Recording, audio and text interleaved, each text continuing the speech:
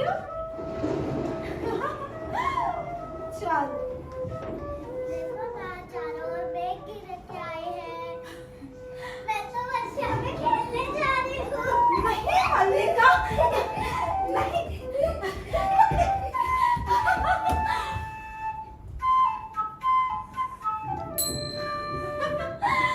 मेरी मल्लिका।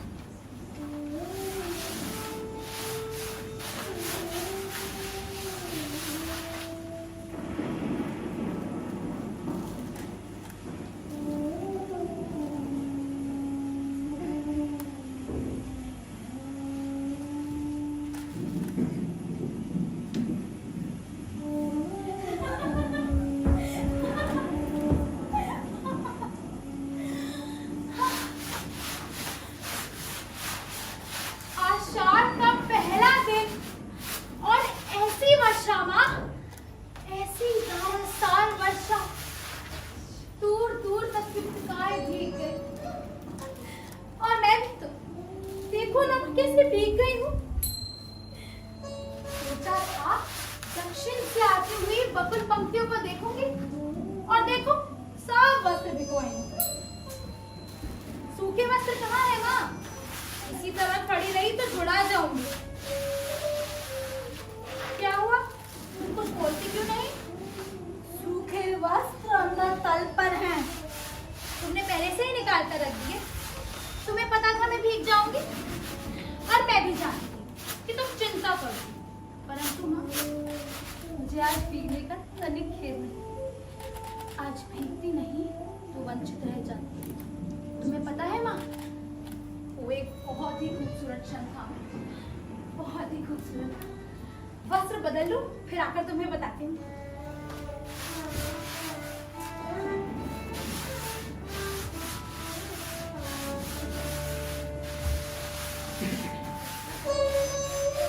नील कमल की तरह कोमल और रात, वायु की तरह हल्का, स्वप्न की तरह। मैं चाहती थी कि उसे अपने में भर लूं और आंखें मूंद लूं। मेरा तो सारा शरीर निचुड़ रहा है माँ। कितना पानी पिया है वस्त्रों ने। शीत की चुभन के बाद उष्णता का ये स्पर्श। माँ, वो एक बहुत ही खूबसूरत क्षण था। सौंदर्य का ऐसा साक्षात्कार तो मैंने कभी नहीं किया था। ऐसा प्रतीत हो रहा था मानो वो सौंदर्य अदृश्य होकर भी मानसर हो। मैं उसे छू सकती थी, उसे देख सकती थी, उसे पी सकती थी। तब मैंने जाना कि वो क्या है जो भावना को कविता का रूप देता है।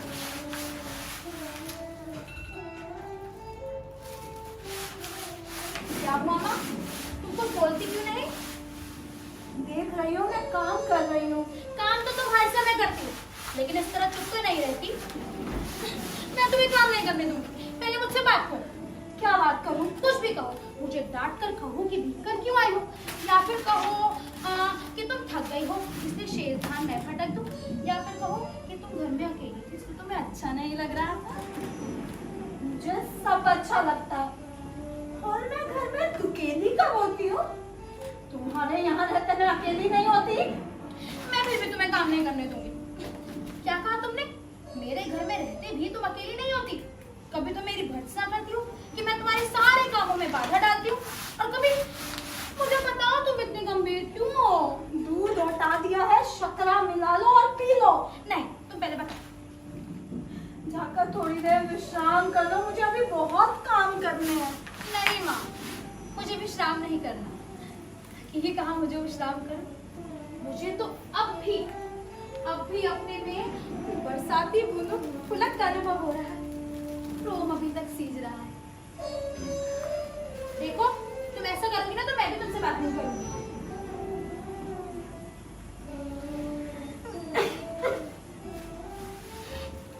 क्या हुआ माँ? तुम रो क्यों रही हो? कुछ नहीं, कभी बैठे बैठे मन उदास हो जाता है। बैठे बैठे मन उदास हो जाता है, लेकिन बैठे बैठे रोया तो नहीं जाता ना। तुम्हें मेरी सौगंध है, मुझे नहीं बताओ तो।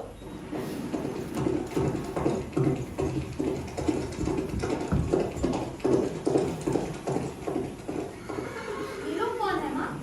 संभवतः राज्य के कर्मचारी हैं। तो ये लोग यहाँ क्या कर रहे हैं? जाने क्या कर रहे हैं। कभी वर्षों में ये आकृतियां यहाँ दिखाई देती हैं, और जब भी दिखाई देती हैं कोई ना कोई अनिष्ट होता है। कभी युद्ध की सूचना आती है, कभी महामारी की। पिछली महामारी में जब तुम्हारे पिता की मृत्यु हुई तभी मैंने ये आकृतियां यहाँ देखी थी। तो ये लोग आज यहाँ क्या करने आए हैं? जाने क्या करने आए हैं। माँ, तुमने बात नहीं बताई। अग्निमित्र आज लौट आया है। लौट आया है? कहाँ से? जहाँ मैंने उसे भेजा था। तुमने भेजा था? माँ, मैंने तुमसे कितनी बार कहा है, अपनी मित्र को कहीं भेजने की आवश्यकता नहीं है। तुम जानती हो मैं विवाह नहीं करना चाहती, फिर भी बार बार उसके लिए प्रयत्न क्यों करती हो? तुम्हें लगता है मैं निरर्थक प्रलाप करती हूँ? मैं देख रही हूँ तुम्हारी बात ही सच होने जा रही है। अग्निमित्र संदेश लाया है कि वे लोग इस संबंध के लिए प्रस्तुत नहीं है। कहते हैं क्या कि कहते हैं? क्या अधिकार है उन्हें कुछ भी कहने का? मल्लिका का जीवन उसकी अपनी संपत्ति है।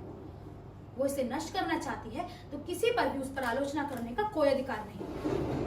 मैं कब कहती हूँ मुझे कोई अधिकार है? माँ, मैं तुम्हारे अधिकार की बात नहीं कर रही। तुम ना कहो, पर मैं कह रही हूँ आज तुम्हारा जीवन तुम्हारी संपत्ति है। मेरा तुम पर कोई अधिकार नहीं है। माँ, तुम मुझे समझने का प्रयत्न क्यों नहीं करती? मैं जानती हूँ मल्लिका, आज तुम पर अपना अधिकार भी नहीं है, किंतु इतना बड़ा अपमान मुझसे नहीं सहा जाता। मैं जानती हूँ माँ, अपवाद होता है। तुम्हारे दुख का भी जानती हूँ, लेकिन माँ मुझे इस अपराध का अनुभव नहीं होता। मैंने तो एक भावना में भावना का वर्ण किया है, और मेरे लिए वो भावना बाकी सब संबंधों से बड़ी है। मैं अपनी भावना से प्रेम करती हूँ, जो पवित्र है, कोमल है और नश्वर है। मुझे ऐसी भावना से वितृष्णा होती है, पवित्र, कोमल और अनश्वर। हाँ, तुम मेरा विश्वास क्यों नहीं करती?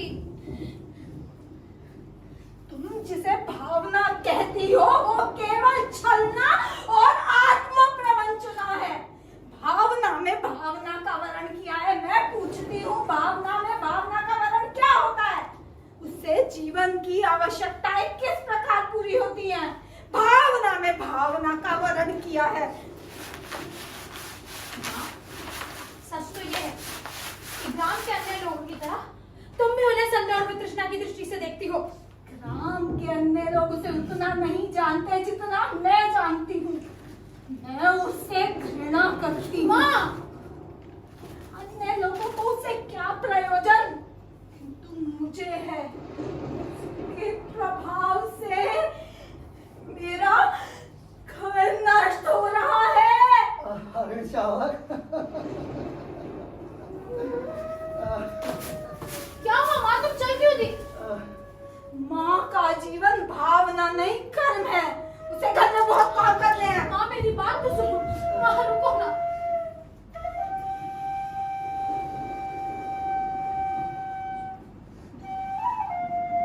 जिएंगे हरि शावक, हम जिएंगे ना। एक बाण से आहत होकर हम प्राण नहीं देंगे। एक बाण प्राण ले सकता है तो उंगलियों का कोमल स्पर्श प्राण दे भी सकता है। ये आहत हरिण शावक, यहाँ ऐसा कौन व्यक्ति है जिसने इसे आहत किया?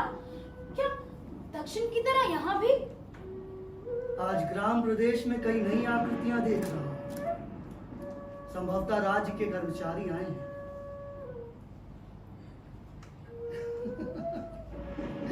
हम सोएंगे? हाँ, हम थोड़ी देर सो लेंगे तो हमारी पीड़ा दूर हो जाएगी। परंतु उससे पूर्व हमें थोड़ा दूध पी लेना चाहिए। हाँ? मल्लिका, थोड़ा दूध हो तो किसी भाजन में ले आओ। माँ ने दूध हटाकर रखा है, अभी लाती हूँ। माँ सच में बहुत रुष्ट है। लगता है उन्हें अनुमान हो गया कि मैं वर्षा में आज तुम्हारे साथ थी, नहीं तो इस तरह भीग कर नहीं आती। उन्हें अपवाद की बहुत चिंता रहती है। दूध नीचे रख दो और इसे अपनी बाहों में ले लो।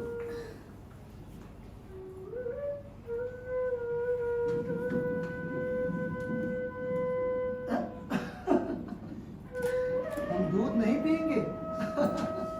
नहीं, हम ऐसा हट नहीं करेंगे। हम दूध अवश्य पिएंगे। हाँ, ऐसे ऐसे ऐसे। दूध पिलाकर इसके मांस को और भी कोमल कर लेना चाहते हो।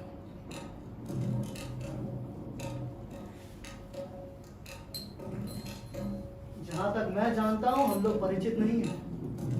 और तुम्हारा एक अपरिचित घर में आने का साहस कैसे हुआ? इसी आकस्मिक बात है। ऐसा ही प्रश्न मैं तुमसे पूछना चाहता था कि हमारा कभी परिचय नहीं हुआ, फिर भी मेरे बाण से आहत इस हरिण शावक को उठा ले आने में तुमको जरा भी संकोच नहीं हुआ। अरे ये तो कहो, द्वार तक रक्त बिंदुओं के चिन्ह बने हैं, अन्यथा इस बादलों से घिरे दिन में मैं तुम्हारे अनुसरण कर पाता। देख रहा हूं कि तुम इस प्रदेश के निवासी नहीं हो। मैं तुम्हारी दृष्टि की प्रशंसा करता हूँ। मेरी वेशभूषा इस बात का परिचय देती है कि मैं इस ग्राम का निवासी नहीं हूँ। मैं तुम्हारी वेशभूषा देखकर नहीं कह रहा। तो क्या मेरी ललाट की रेखाओं को देखकर? जान पड़ता है चोरी कर्म के अतिरिक्त समुद्री का भी अभ्यास कर। तुम ऐसा लांछन लगाते लज्जा नहीं आती? क्षमा चाहता हूँ देवी, परंतु ये हरिण शावक जिसे आपने बाहों में लिया है वो मेरी बाण से आहत हुआ, इसीलिए ये मेरी संपत्ति है और मेरी संपत्ति मुझे लौटा दो देंगे। इस प्रदेश में हरिणों का आखेट नहीं होता राजपुरुष। तुम बाहर से आए हो, इसके लिए यही उचित है कि हम तुम्हें अपराधी ना माने। मल्लिका, इसे अंदर ले जाकर किसी तल्प या आश्रम पर लेटा दो। इस घर के तल्प और आश्रम हरिण शावकों के लिए नहीं है। माँ तुम देख रही हो? हाँ, देख रही हूँ, इसीलिए कह रही हूँ। तल्प और आश्रम मनुष्यों के सोने के लिए, हरिण शावकों के लिए नहीं।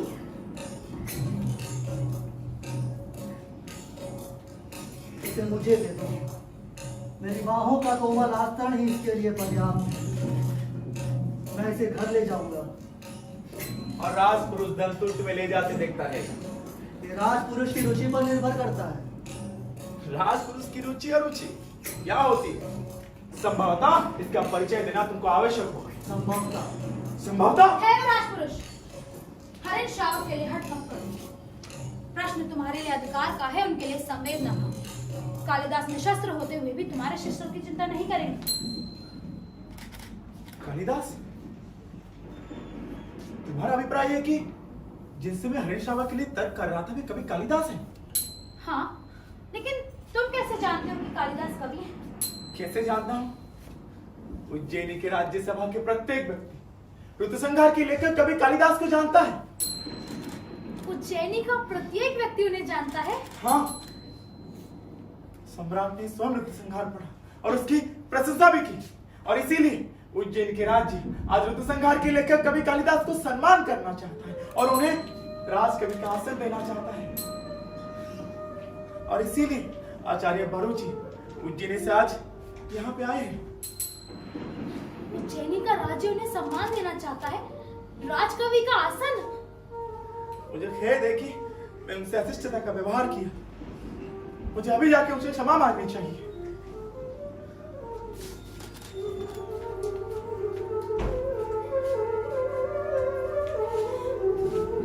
माँ, तुम जान सकती हो मैं आज कितनी प्रसन्न हूँ। थोड़ा सा दूर शेष है, इसमें शक्कर मिला दी है। माँ, तुमने सुना नहीं राजपुरुष क्या कह रहा था? तुम सोच सकती हो आज कितनी प्रसन्न हूँ मैं। मेरे पास कुछ भी सोचने की शक्ति नहीं है। माँ, तुम्हें राज्य की ओर से सम्मान मिलेगा, उस व्यक्ति को जिसके उसके निकट के लोगों ने कभी समझने का प्रयत्न नहीं किया, जिसे घर से बाहर और अंदर केवल लांछना और प्रताड़ना ही मिली। अब तो तुम समझती हो ना माँ कि मेरी भावना निराधार नहीं है। मैं भी चाहती हूँ तुम आज समझ लो। तुम कहती हो तुम्हारा उससे भावना का संबंध है। वो भावना क्या है? मैं उसे कोई नाम नहीं देती। परंतु लोग उसे नाम देते हैं। भावना का संबंध है इनका। लोग उसे नाम देते हैं। भावना। माँ, तुम उनके प्रति सदा अनुदर रही हो। तुम जानती हो कि उनका जीवन परिस्थितियों की कैसी विडंबना में बीता है, और मातुर के घर में उनकी क्या दशा होती है। और ऐसे साधनहीन और भावग्रस्त जीवन में विवाह की कल्पना ही कैसे की जा सकती है। और अब जब उसका साधनहीन जीवन ही साधनहीन नहीं रहेगा, अब उसका जीवन साधनहीन और अभावग्रस्त नहीं रहेगा। किसी भी संबंध से बचने के लिए अभाव जितना बड़ा कारण होता है, अभाव की पूर्ति उससे बड़ा कारण बन जाती है। माँ, ये तुम्हारी नहीं विलोम की भाषा है। मैं ऐसे व्यक्ति को अच्छी तरह समझती हूँ। उसका तुमसे केवल इतना ही संबंध है कि तुम एक उपादान हो, जिसके आश्रय से वह स्वयं पर गर्व कर सकता है, स्वयं से प्रेम कर सकता है। यदि वास्तव में उसका तुमसे कोई नाता रिश्ता है तो क्यों नहीं विवाह कर लेता वो तुमसे? उसका सिर्फ इतना ही संबंध है कि उसे अपने पर गर्व होता है। किंतु तुम्हारे प्रति उसका या तुम्हारा कोई कर्तव्य नहीं है। कल तुम्हारी माँ का शरीर नहीं रहेगा, घर में एक समय के भोजन की व्यवस्था भी नहीं होगी, तो जो प्रश्न तुम्हारे सामने उपस्थित होगा उसका तुम क्या उत्तर दोगी? तुम्हारी भावना इस प्रश्न का उत्तर दे देगी। फिर कह दो ये मेरी नहीं विलोम की भाषा है। माँ, आज तक का जीवन जिस तरह बीता है आगे भी बीत जाएगा, और आज जब उनका जीवन एक नई दिशा ग्रहण करना चाहता है तो मैं उनके सामने अपने स्वार्थ की घोषणा नहीं करना चाहती। अंबिका, ओ अंबिका, अब घर में हो कि नहीं? अंबिका, हो, घर में ही हो। मैं आज सारे ग्राम प्रदेश में ये घोषणा करने जा रहा हूँ कि मेरा इस कालिदास नामधारी जीव से कोई संबंध नहीं है। परंतु हुआ क्या है आर्य मातुर? मैंने इसे पाला पोसा बड़ा किया क्या इस दिन के लिए कि ये इस तरह कुलद्रोही बने? लेकिन मैंने तो सुना है कि राज्य की ओर से सम्मान मिलने वाला है। उज्जैनी से कोई आचार्य आए हैं। यही तो कह रहा हूँ, उज्जैनी से बहुत बड़े आचार्य आए हैं। परंतु आप तो कह रहे हैं मैं ठीक कह रहा हूँ। आचार्य इसे कल ही अपने साथ उज्जैनी ले जाना चाहते हैं। दो रथवार 4 अश्वारोही उनके साथ में है। मैं तुमसे नहीं कहता था अंबिका कि हमारे प्रपितामह के एक दोहित्र का पुत्र गुप्त राज्य की ओर से शकों से युद्ध कर चुका है। तुम अपने भागीने की बात कर रहे थे। उसी की बात कर रहा हूं अंबिका। तुम सोचो कि एक तरह से राज्य की ओर से हमारे वंश का सम्मान किया जा रहा है और ये वंशावतंस कहते हैं कि मुझे ये सम्मान नहीं चाहिए। मैं राजकीय मुद्राओं से क्रीत होने के लिए नहीं हूं। वो इस सम्मान को स्वीकार नहीं करना चाहते। मेरी समझ में नहीं आता कि इसमें क्रय विक्रय की क्या बात है। सम्मान मिलता है तो ग्रहण करो, नहीं कविता का मूल्य ही क्या है? कविता का कुछ मूल्य है आर्य माता, तभी तो सम्मान का भी मूल्य है। मैं जानती हूँ ये सम्मान उनके हृदय में कहाँ चुभता है। मैं तुम्हें विश्वास दिलाती हूँ, वो उज्जैनी अवश्य जाएगा। हाँ, अवश्य जाएगा। वो लोग तो इसके अनुचर हैं जो इसकी अभिस्तुति करके इसे ले जाएंगे। इसी सम्मान के प्रति प्रकट की गई उदासीनता व्यक्ति के महत्व को बढ़ा देती है। तुम्हें तो प्रसन्न होना चाहिए, तुम्हारा भागिने लोक नीति में निष्णात है। ये लोक नीति है तो मैं कहूंगा कि लोक नीति और मूर्ख नीति दोनों का एक ही अर्थ है। जो व्यक्ति कुछ देता है, वो धन हो या सम्मान हो, वो अपना मन बदल भी सकता है और मन बदल गया तो बदल गया। तुम सोचो कि सम्राट रुष्ट भी तो हो सकते हैं कि एक साधारण से कवि ने उनका सम्मान स्वीकार नहीं किया। मातुल आप अभी तक यहाँ वहाँ आचार्य आपकी प्रतीक्षा कर रहे हैं। तुम यहाँ क्या कर रहे हो? तुमसे नहीं कहा था जब तक मैं लौट कर ना जाऊं आचार्य के पास ही रहना। अब किंतु मातुल ये भी तो कहा था कि अगर आचार्य विश्राम कर चुके तो मैं तुरंत आपको सूचना दे दूं। ये भी कहा था, किंतु वो भी तो कहा था। ये कहा तुम्हारी समझ में आ गया, वो नहीं आया है। अब किंतु मातुल क्या मातुल मूर्ख है? बताओ, मुझे मूर्ख समझते हो? नहीं मातुल। मातुल मूर्ख नहीं तो निश्चित रूप से तुम मूर्ख हो। यहाँ चला आया, क्या कहा आचार्य ने? उन्होंने कहा कि आपके साथ पूरे ग्राम प्रदेश में घूमना चाहते हैं, जिस प्रदेश ने कालिदास की कविता को जन्म दिया। कालिदास की कविता? न जाने इतने बड़े आचार्य को इस कालिदास की कविता में क्या विशेषता दिखाई देती है। इस व्यक्ति को सामान्य लोक व्यवहार तक का तो ज्ञान नहीं और तुम लोक नीति की बात कहती हो। आप एक हरीशाला गोदी में लिए घर की ओर आ रहे थे। सौभाग्यवश मैंने बाहर ही देख लिया। मैंने प्रार्थना की कवि कुलगुरु ये समय इस रूप में घर जाने का नहीं है। उज्जैनी से बहुत बड़े आचार्य आए हैं। आप ये सुनते ही लौट पड़े जैसे रास्ते में सांप देख लिया। मैंने कहा कविवर आचार्य आपको उज्जैनी ले जाना चाहते हैं, राज्य की ओर से आपका बड़ा सम्मान होगा। यह सुनकर रुककर जलते अंगारे की सी दृष्टि से मुझे देखा। मैं राजकीय मुद्राओं से क्रीत होने के लिए नहीं, ऐसे कहा जैसे राजकीय मुद्राएं आपके विनय में खुली जाती हो। मेरे लिए धर्म संकट हो गया कि अनुयायी करता हुआ उनके पीछे पीछे जाऊं कि अभ्यागत को देखूं। अब इस निक्षेप से आचार्य के पास बैठने को कहकर आया था और वो धुरीहीन चक्र की तरह मेरे पीछे पीछे चला आया। किंतु मातुल मैं तो समाचार देने आया था कि आचार्य विश्राम कर चुके हैं। और मैं समाचार देने के लिए आपसे साधुवाद चाहता हूँ। बहुत अच्छा किया, समाचार देने के लिए यहाँ चढ़े आए और आचार्य वहां अकेले बैठे हैं। अब इतना कीजिए कि कविकुल शिरोमणि जहां भी हो उन्हें ढूंढ कर लाइए। मैं आचार्य को देखता हूँ। मातुल का तीसरा नेत्र हर समय खुला रहता है। परंतु इस समय कालिदास है कहाँ? कालिदास इस समय जगदम्बा के मंदिर में। आपने उन्हें देखा है? हाँ। लेकिन आपने मातुल से तो नहीं कहा। अब मैं नहीं चाहता कि मातुल इस समय वहां जाए। तो क्या उनकी तरह आप भी नहीं चाहते अब कि? मैं चाहता हूँ कि कालिदास उज्जैनी अभी से जाए। अब कालिदास हट करे उज्जैनी से आती थी, जब तक लौट नहीं जाते जगदम्बा के मंदिर में ही रहेंगे, घर नहीं जाएंगे। कैसी विषणता है। विषणता? विषणता ही तो है। इसमें विषणता की क्या बात है अंबिका? राज्य कवि का सम्मान करना चाहता, परंतु कवि सम्मान के प्रति उदासीन जगदम्बा के मंदिर में साधनारत है। राज्य के प्रतिनिधि मंदिर में आकर कवि की अभ्यर्थना करते हैं। कवि धीरे धीरे आंखें खोलते। इतना बड़ा नाटक करना विषणता नहीं है। अब कालिदास नाटक नहीं करे अंबिका, मुझे पूरा विश्वास है उन्हें इस राज्य सम्मान का कोई मोह नहीं। वो तो सचमुच इस पर्वत भूमि कर कहीं छोड़कर नहीं जाना चाहते। नहीं चाहता। अतुल का या किसी का भी आग्रह उनका हट नहीं छुड़ा सकता। केवल एक व्यक्ति है जिसके अनुरोध से संभव है कि ये हट छोड़ दे। हमारे घर में किसी को उसके हट छोड़ने या ना छोड़ने से कोई प्रयोजन नहीं है। कालिदास अपनी भावुकता में भूल रहे कि वो इस अवसर का तिरस्कार करके बहुत कुछ खो बैठेंगे। तो उसमें बाधा क्या है?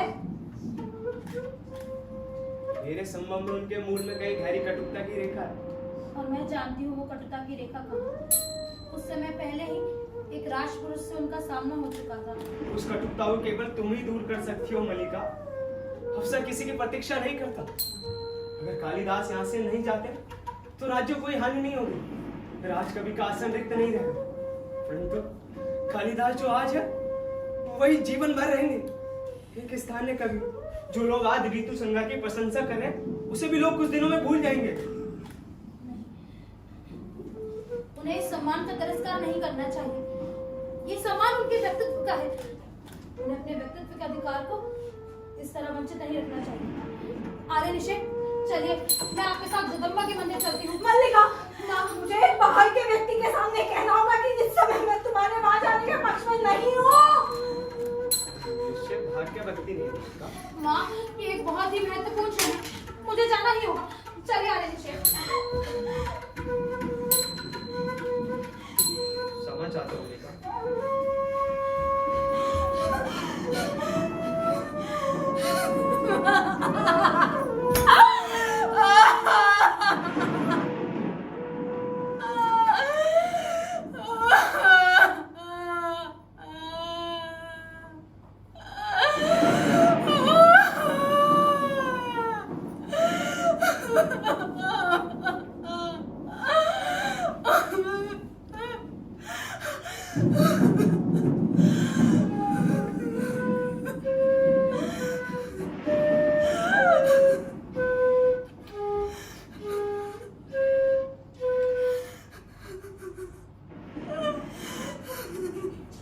गिरे हुए मेघों ने आज अंधकार कर दिया अंबिका।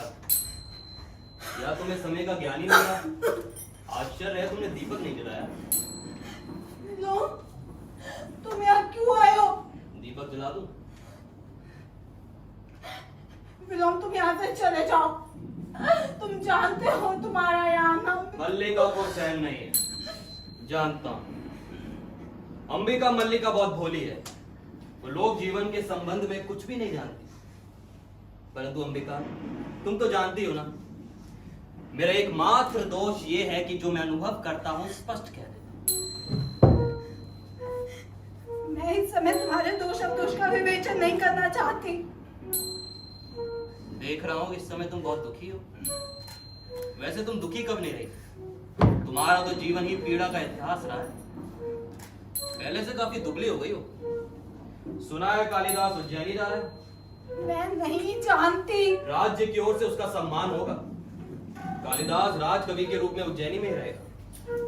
मैं समझता हूं उसके जाने के पूर्व उसका और मल्लिका का विवाह हो जाना चाहिए। तुमने इस संबंध में कुछ सोचा तो होगा। मैं इस समय कुछ भी नहीं सोचना चाहती। तुम मल्लिका की माँ इस विषय में कुछ सोचना नहीं चाहती? आश्चर्य है। मैं तुमसे कह चुकी हूँ विलोम, तुम चले जाओ। कालिदास उज्जैनी चला जाएगा अंबिका, और मल्लिका जिसका नाम उसके कारण सारे प्रांत में अपवाद का विषय बना है, क्या यहीं पड़ी रहेगी? क्यों अंबिका, क्यों? इतने वर्ष पीड़ा क्या तुमने इसी दिन के लिए सही? दूर से देखने वाला भी जान सकता है कि समय ने तुम्हारे साथ क्या क्या किया है। समय ने तुम्हारे मन, शरीर और आत्मा की इकाई को तोड़ दिया है। तुमने तिल तिल करके खुद को गलाया है, जिससे कि मल्लिका को किसी अभाव का अनुभव ना हो। और आज जब उसके लिए जीवन भर के अभाव का प्रश्न सामने है, तो कुछ सोचना नहीं चाहते? तुम ये सब कहकर मेरा दुख कम नहीं कर रहे हो। मैं तुमसे अनुरोध करती हूँ, इस समय मुझे अकेली रहने दो। मैं इस समय अपना तुम्हारे पास होना बहुत आवश्यक समझता हूँ बेटा। मैं सब बातें तुमसे नहीं उससे कहने के लिए आया। आशा कर रहा हूँ कि वो अभी मल्लिका के साथ यहीं आएगा। मैंने मल्लिका को जगदम्बा के मंदिर की ओर जाते देखा है। मैं यही उसकी प्रतीक्षा करूंगा। अधिक प्रतीक्षा नहीं करनी पड़ेगी विलोम। मैं जानता हूँ कि तुम कहाँ, किस समय और क्यों मेरे साक्षात्कार के लिए उत्सुक हो। कहो, किसी नए छंद का अभ्यास कर रहे हो?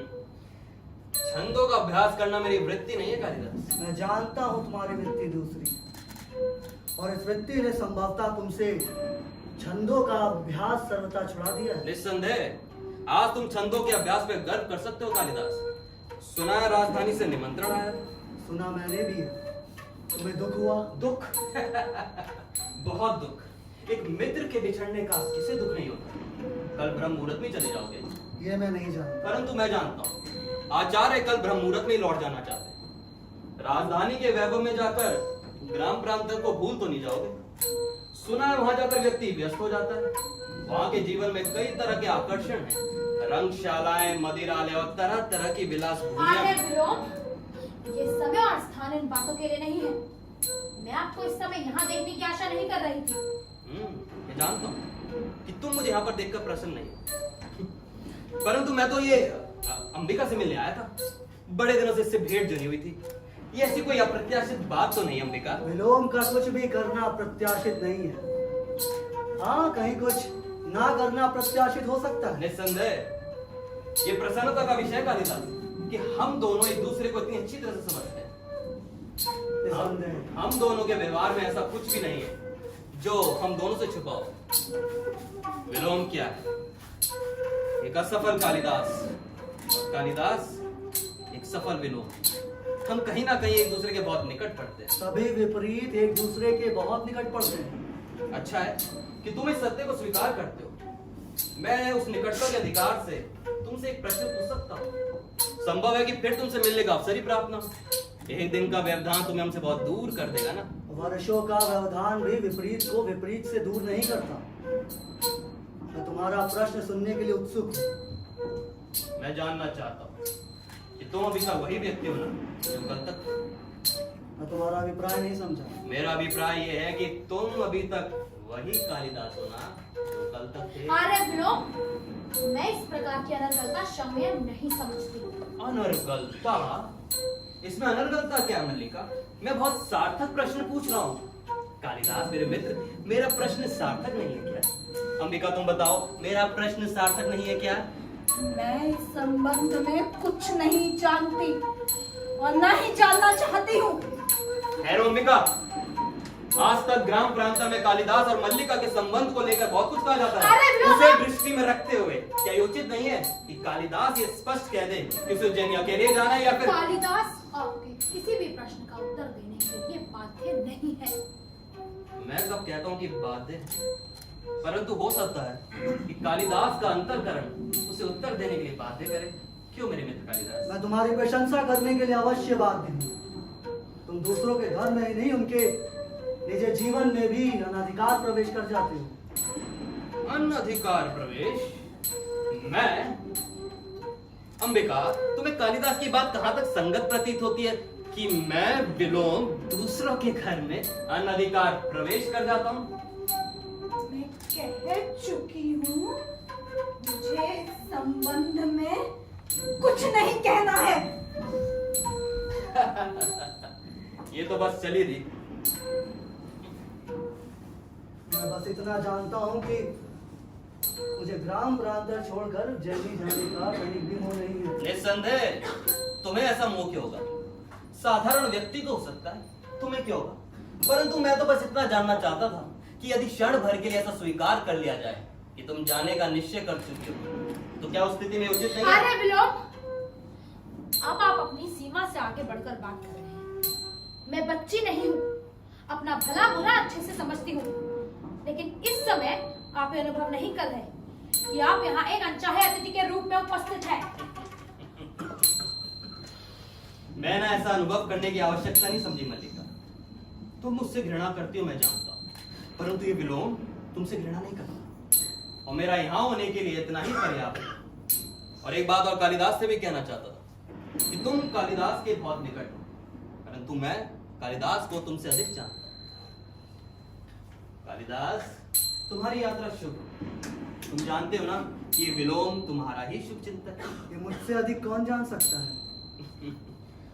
फिर मैं चलता हूँ। नई धुन सुनोगे मेरी?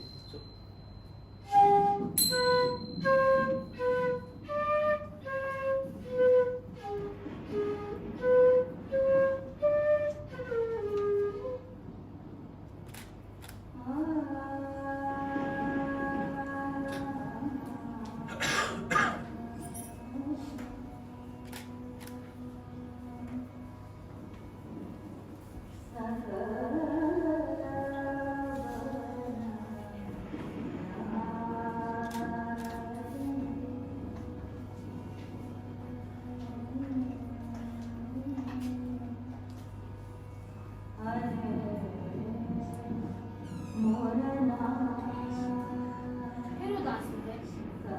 देखो तुम मुझे वचन दे चुके हो। तुम समझ नहीं रही हो मल्लिका। प्रश्न सम्मान और राज्य से स्वीकार करने का नहीं है, उससे कई बड़ा प्रश्न मेरे सामने है। और वो प्रश्न मैं हूँ ना। तुम मुझे जानते हो। तुम्हें लगता है तुम इस अवसर को ठुकरा कर यहाँ रह जाओगे तो मुझे सुख होगा। हाँ, ये जरूर है कि मेरे अंदर कोई कोमलता छालेगी।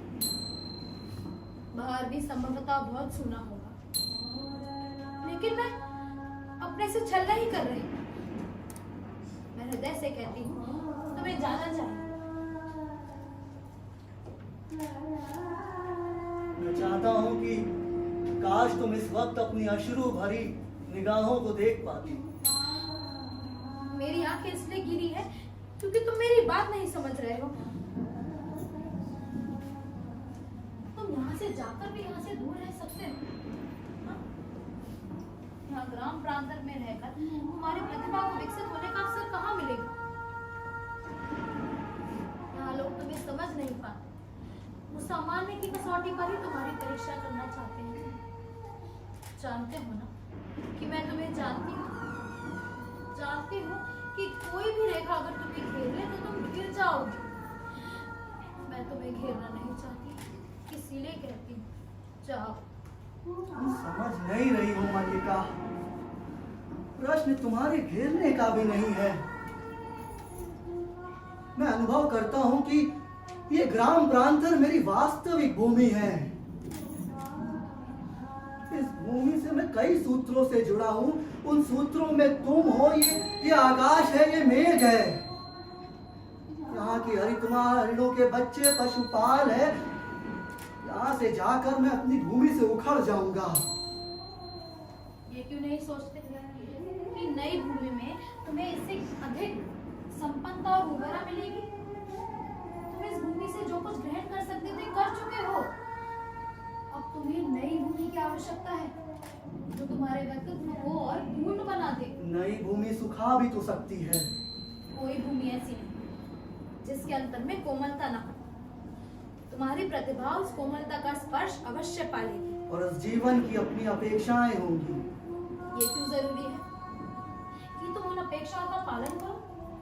तुम दूसरों के लिए नई अपेक्षाओं की सृष्टि भी तो कर सकते हो। फिर भी कई आशंकाएं उठती हैं। मन में उत्साह का अनुभव नहीं होता। मेरी ओर देखो, अब भी उत्साह का अनुभव नहीं होता। विश्वास करो, तुम यहाँ से जाकर भी यहाँ से दूर नहीं होंगे। यहाँ की हरितमा, यहाँ के मेघ, यहाँ की पर्वत श्रृंखलाएं, इन सबको तुम साथ ले जाओ। और मैं भी तुमसे दूर नहीं हूँ। जब भी तुम्हारे निकट होना चाहूंगी, पर्वत श्रृंखलाओं पर चली जाया करूंगी और उड़कर आते मेघों में घिर जाया करूंगी। लगता है फिर वर्षा होने वाली है। अंधेरा भी बहुत हो गया है। आचार्य तुम्हारी प्रतीक्षा कर रहे होंगे। मुझे जाने के लिए कह रही हो? हाँ, देखना, तुम्हारे पीछे मैं प्रसन्न रहूंगी। खूब घूमूंगी और हर संध्या जगदम्बा के मंदिर में सूर्यास्त देखने जाया करूंगी। इसका अर्थ है कि अब मैं तुमसे विदा लूं? हाँ? नहीं, विदा तुम्हें नहीं दूंगी। केवल प्रार्थना करूंगी कि तुम्हारा पथ प्रशस्त हो। जाओ।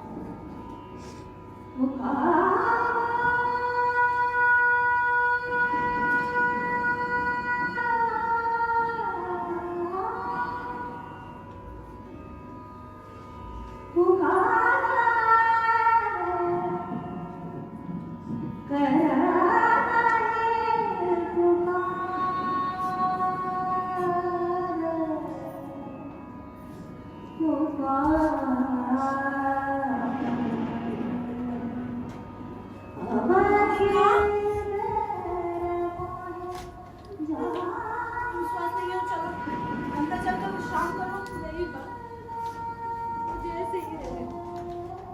मैं स्वस्थ नहीं हूँ। देखो माँ, चारों ओर कैसे मेघ घिरा है। कल तो ये मेघ उज्जैनी की ओर उड़ जाएंगे। रो नहीं मल्लिका, रो नहीं। मैं रो नहीं रही हूँ। ये जो मेरी आंखों से बरस रहा है, दुख नहीं है माँ, सुख है, सुख।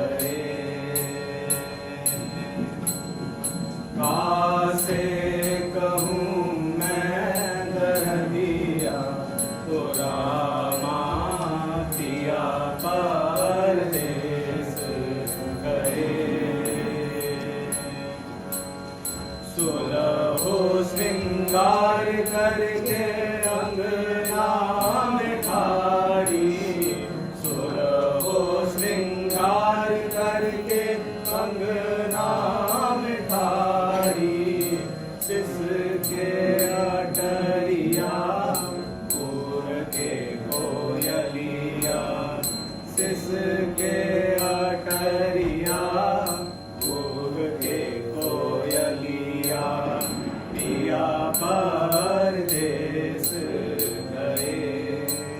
गए पिया परदेस गए। पतियो ना भेजे रामा निपट नदन माँ, पतियो ना भेजे रामा निपट नदन माँ, रत जैसी रत जैसी रत जैसी कारी नगिनिया, ओ रामा पिया परदेस गए। कोयल की मीठी बोली लागे लाज बोली,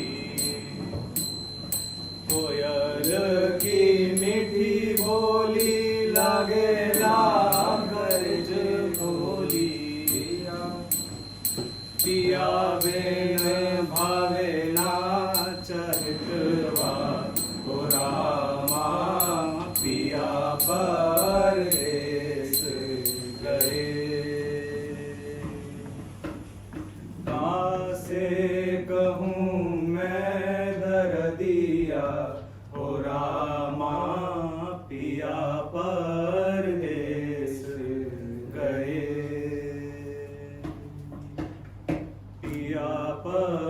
महेश गए।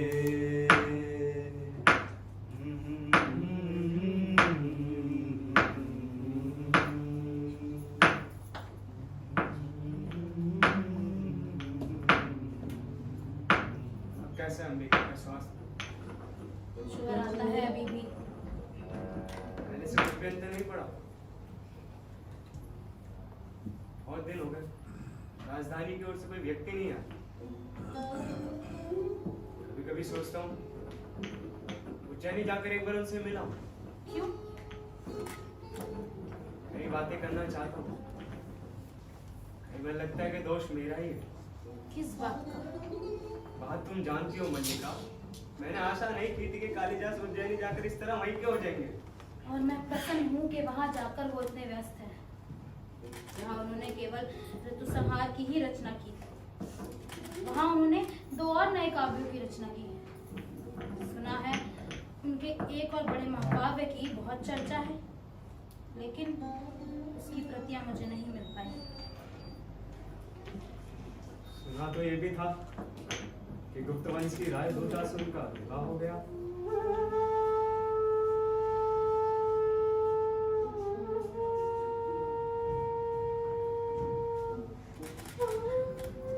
तो फिर उसमें बुरा क्या है? एक तरह से देखें तो बुरा नहीं है, परंतु यहाँ रहते जो उनका आग्रह था कि जीवन भर विवाह नहीं करेंगे, उस आग्रह का क्या हुआ? उनके प्रसंग में मेरी बात कहीं नहीं आती। मैंने कहा एक साधारण व्यक्तियों में से हूँ, वो असाधारण है। उन्हें जीवन में असाधारण का ही साथ चाहिए। सुना है राजपुरोहिता बहुत विदुषी हैं। हाँ, सुना है। बहुत शास्त्र दर्शन पढ़ी है। मैंने कहा ना, एक तरह से देखे तो बुरा नहीं भी, परंतु दूसरी तरह देखने पर बहुत गिलानी होती है। इसके विपरीत मुझे अपने से ग्लानि होती है। ये यहाँ ऐसी मैं उनकी प्रगति में बाधा भी बन सकती थी। वो तो आपने आग्रह किया, अन्यथा कितनी क्षति होती। ये तो दुखद है कि मेरे कहने से तुम ऐसा ना करती तो तुम्हारे जीवन का ये रूप ना होता। मेरे जीवन में पहले से क्या अंतर आया है? पहले माँ काम करती थी, अब वह स्वस्थ है तो अब मैं काम करती हूँ। बाहर से तो इतना ही अंतर लगता है। केवल इतना ही अंतर है। माँ को औषध दे दो, अभी आती हूँ।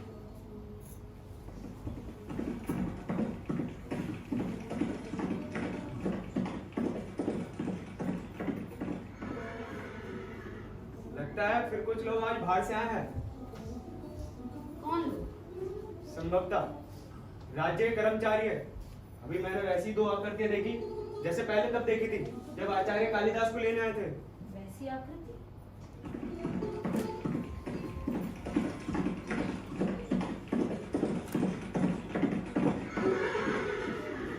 ये कैसे हो सकता? नहीं, परंतु नहीं कैसे? सहसा उत्तेजित क्यों होते आदमी? मैंने अभी एक और आकृति को घोड़े पर जाते हुए देखा। वो एक परिचित आकृति थी मल्लिका। परिचित आकृति? मुझे विश्वास है वो स्वयं कालिदास है। कालिदास? ये कैसे संभव है? वो घोड़ा दौड़ाते पर्वत शिखर की ओर गए हैं। इन राजस्वी वेशभूषा में कोई और उन्हें पहचाने, निषेध के आगे पहचानने में भूल नहीं कर सकती। मैं अभी जाकर देखता हूँ। संभवतः राज्य कर्मचारी उन्हीं के साथ आए होंगे।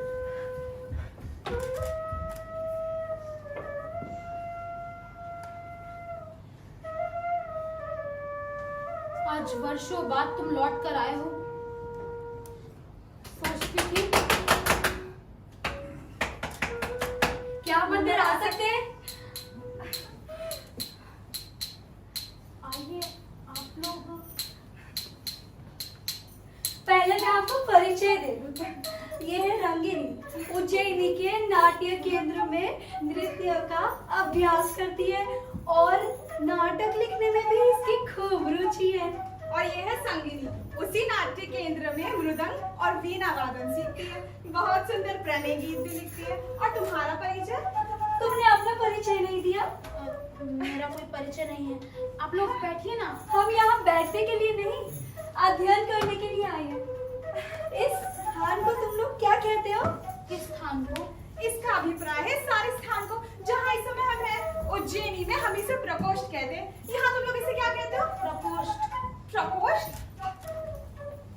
और इसे कुंभ। कुंभ। प्रकोष्ठ को प्रकोष्ठ और कुंभ को कुंभ।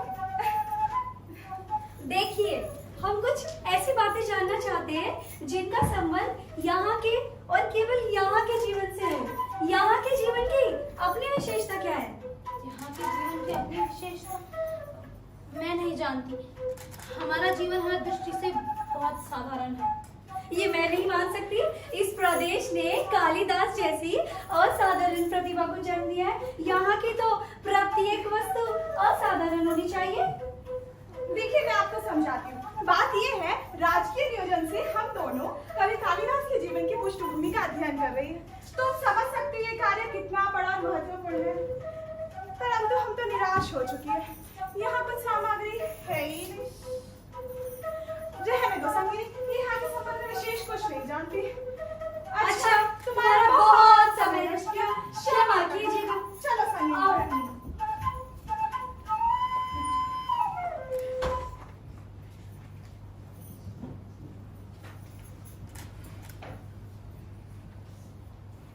सोचती थी उसी तरह वर्षा में फिर एक बार बैठूंगी और तुमसे कहूंगी कि देखो, मैंने तुम्हारी सब रचनाएं पढ़ी है।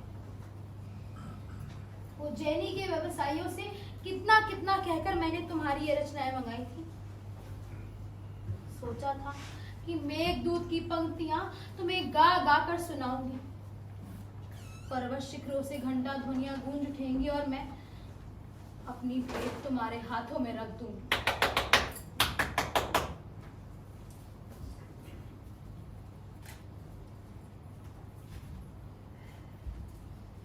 मुझे विश्वास है कि मैं इस समय देवी मल्लिका के सम्मुख खड़ा हूँ। कहिए। देव मातृगुप्त के अनुचरों का अभिवादन स्वीकार कीजिए। देव मातृगुप्त? देव मातृगुप्त कौन है? ऋतु संहार, कुमार संभव, मेघदूत एवं रघुवंश के प्रणेता कविंद्र, राजनीति निष्णात, आचार्य तथा कश्मीर के भावी शासक, देव मातृगुप्त की परम विदुषी देवी प्रेंगु मंजरी आपके साक्षात्कार के लिए उत्सुक है। हम उनके अनुचर इस बात की पूर्व सूचना के लिए आपके सामने उपस्थित है देवी। लेकिन ऋतु संहार आदि के प्रेरणा कवि तो कालिदास है और आप कह रहे हैं वे गुप्त राज की ओर से कश्मीर का शासन संभाले जा रहे हैं। मातृगुणी का नया नाम है। वे कश्मीर का शासन संभालने जा रहे हैं और उनकी अर्धांगिनी मुझसे मिलने आ रही है। अब मुझे विश्वास है कि इस गौरवपूर्ण अवसर पर अपने पीयूष गृह के वस्तु विन्यास में कुछ परिवर्तन आवश्यक समझेंगे। इसे आपका आदेश समझते हुए अभी अपने हाथों संपन्न किए देते हैं। आओ नासिक, आओ अनुस्वार। देवी अनुस्वार, मैं समझता हूँ ये आसन द्वार के थोड़ा निकट होना चाहिए। द्वार के निकट? देवी द्वार से प्रवेश करेगी और आसन द्वार के निकट होगा। तो उस स्थिति में इसे इसकी वर्तमान स्थिति से 7 अंगुल दक्षिण की ओर हटा देना चाहिए। दक्षिण की ओर? अरे मैं समझता हूँ 5 अंगुल उत्तर की ओर होनी चाहिए। हाँ। कवाक से सूर्य की किरण सीधी इस पर पड़ती है। अच्छा, मैं तुमसे सहमत नहीं। मैं तुमसे सहमत नहीं हूँ। तो विवादास्पद से होने से आसन को यहीं रहने दिया जाए। अच्छी बात, इसे यही रहने दिया। किंतु वो कुंभ, मैं समझता हूँ एक कुंभ इस कोने में होना चाहिए और दूसरा उस कोने में होना चाहिए। मैं समझता हूँ इस प्रकोष्ठ में कुंभ होना ही नहीं चाहिए। क्यों क्यों क्यों का कोई उत्तर नहीं है। मैं तुमसे सहमत नहीं हूँ। तो कुंभ को भी यही रहने दिया जाए। अच्छी बात है, कुंभ को भी रहने दीजिए। परंतु ये वस्त्र, ये वस्त्र, हाँ, ये वस्त्र अभी गीले हैं, इसलिए ने यही रहने दिया। अच्छी बात है, वस्त्र को भी रहने दिया जाए। किंतु ये चूल्हा यहाँ पड़ा हुआ है, इसे यहाँ से हटा देना चाहिए। चूल्हा हटाने का अर्थ है आसपास की सभी वस्तुओं को हटाया जाए। हाँ। इसके लिए बहुत समय चाहिए। और समय के अतिरिक्त बहुत धैर्य चाहिए। धैर्य के साथ बहुत परिश्रम चाहिए। और मैं समझता हूँ कि इन झूठे भाजनों को हाथ लगाना हम दोनों के स्थिति के अनुकूल नहीं है। मैं भी यही समझता हूँ। तो इस बात में हम दोनों की सहमति है कि चूल्हे को यहाँ से ना हटाया जाए। अरे मैं समझता हूँ हम दोनों सहमत हैं। अनुस्वार, पहली बार अनुस्वार, और कुछ तो शेष नहीं? मेरे विचार में कुछ भी शेष नहीं है। नहीं, अभी है। तुझो क्या? क्या? वो चौकी बहुत देर से यहाँ पड़ी है, इसे यहाँ से अवश्य हटा देना चाहिए। है? मैं इसे सहमत हूँ। अनुस्वार दूसरी बार। हाँ, हाँ। तो हटा देना चाहिए। हाँ हाँ, अवश्य हटा देना चाहिए। तो हटा दो। मैं? हाँ। तुम नहीं? नहीं। क्यों? अब क्यों कोई उत्तर नहीं? फिर भी अब पहले मैंने तुमसे कहा, परंतु जो कि पहले तुमने देखी है। अरे तो तुम हटा दो, तो रहने दो। तो रहने दो।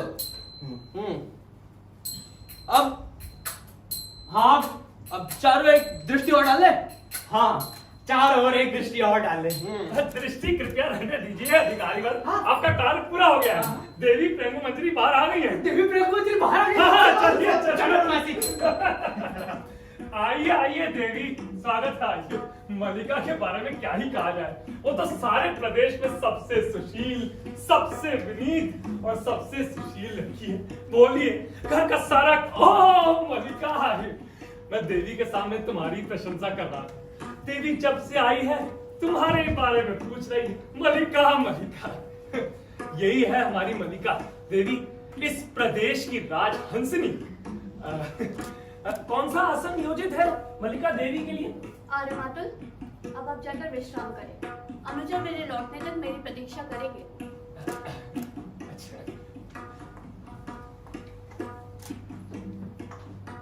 सचमुच वैसे ही हो जैसे मैंने कल्पना की थी। वो इसलिए क्योंकि देवी। चलिए मुझे अनुमति दीजिए, घर में कहीं कुछ शेष पड़ा है, कई बातों की व्यवस्था भी तो करनी है। किसी भी चीज की आवश्यकता हो तो मातुल को याद कर लीजिएगा, वो तुरंत उपस्थित हो जाएगा। ध्यान रखना मलिका। सचमुच बहुत सुंदर हो। जानती हो, अपरिचित होते हुए भी तुम मुझे अपरिचित नहीं लग रही। देवी आप बैठ जाइए ना। नहीं, बैठना नहीं चाहती। तुम्हें और तुम्हारे घर को देखना चाहती हूँ।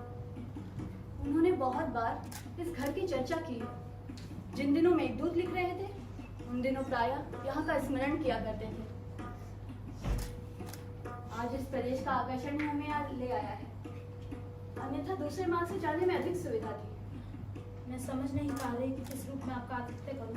आप आसन ले ले तो मैं आपके लिए आतिथ्य की बात मत सोचो। मैं तुम्हारे आतिथ्य के रूप में नहीं आई। संभवतः वे ना भी आते, मैं ही विशेष आग्रह के साथ इन्हें लाई हूँ। मैं स्वयं एक बार इस प्रदेश को देखना चाहती थी। इसके अतिरिक्त एक और भी कारण था। मैं चाहती थी कि इस प्रदेश का कुछ वातावरण अपने साथ ले जाऊं। यहाँ से कितनी दूर की पर्वत श्रृंखलाएं दिखाई देती हैं। वाह, कितनी निर्व्याज सुंदरता है ये। इस सौंदर्य के सामने जीवन की सब सुविधाएं है। इसे आंखों में व्याप्त करने के लिए जीवन भर का भी समय पर्याप्त नहीं। परंतु इतना अवकाश कहाँ है। कश्मीर की स्थिति इतनी अस्थिर है कि हमारा वहां से एक एक दिन दूर रहना कई कई समस्याओं को जन्म दे सकता है। एक प्रदेश का शासन बहुत बड़ा उत्तरदायित्व है।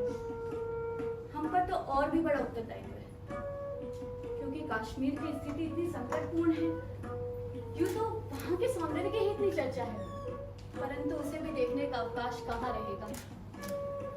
इसलिए यहाँ आकर तुमसे स्पर्धा हो रही है। सौंदर्य का ये सहज उपभोग हमारे लिए केवल एक सपना है।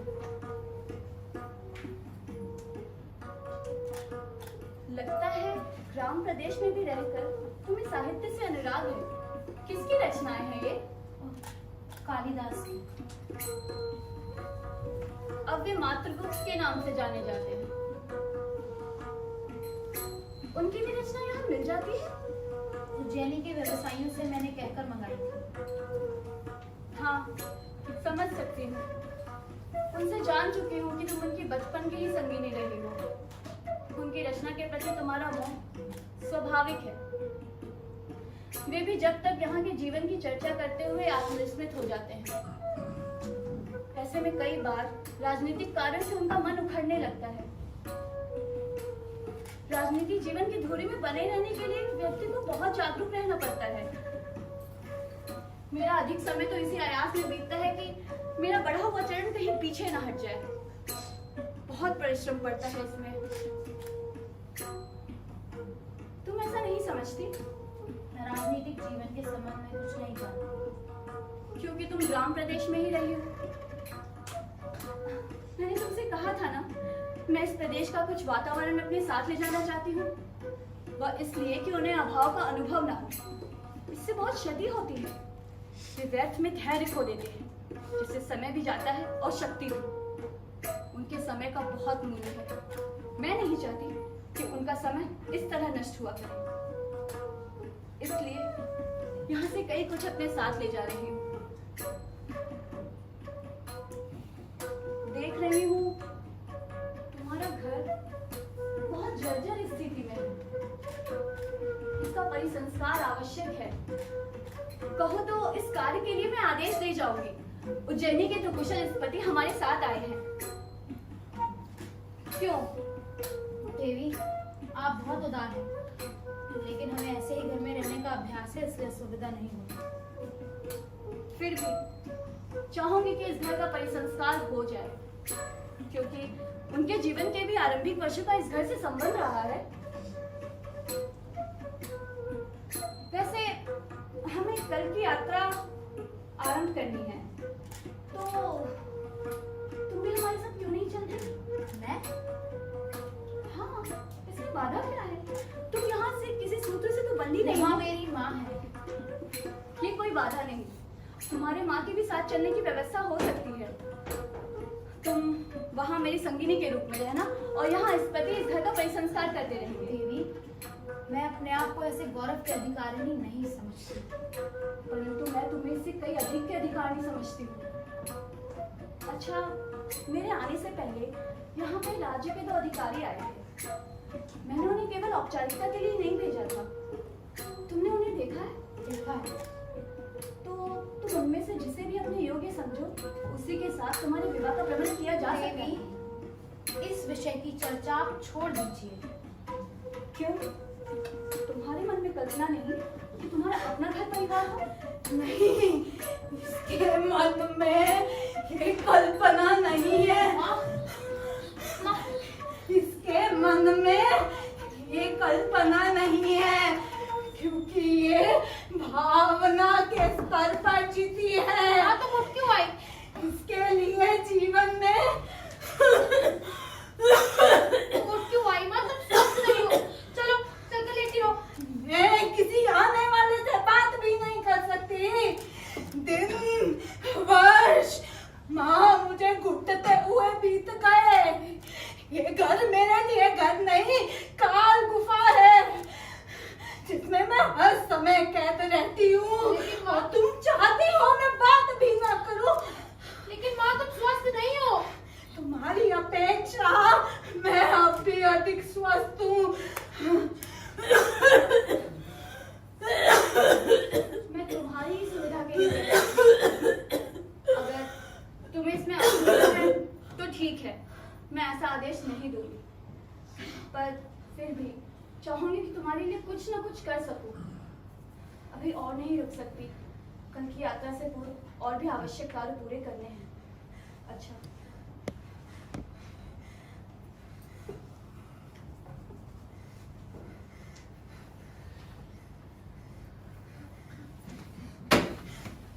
लो, मेघदूत की पंक्तियां पढ़ो। इन्हीं में ना कहती थी, उसके अंतर की कोमलता साकार हो उठी है। उस कोमलता का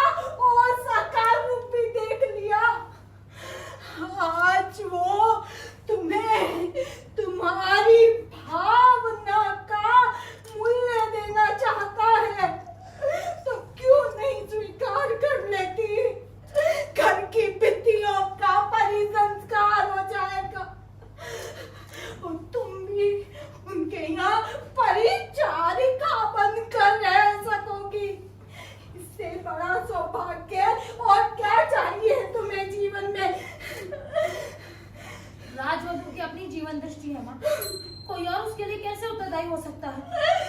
माँ कुछ नहीं जानती, माँ कुछ नहीं समझती, माँ जीवन की कोमलता को नहीं जानती। माँ माँ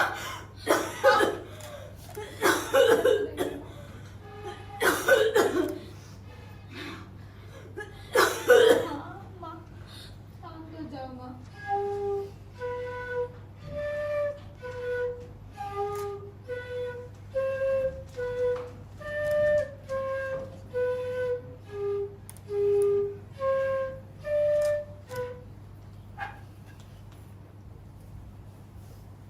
इस तरह शुद्ध क्यों अंबिका?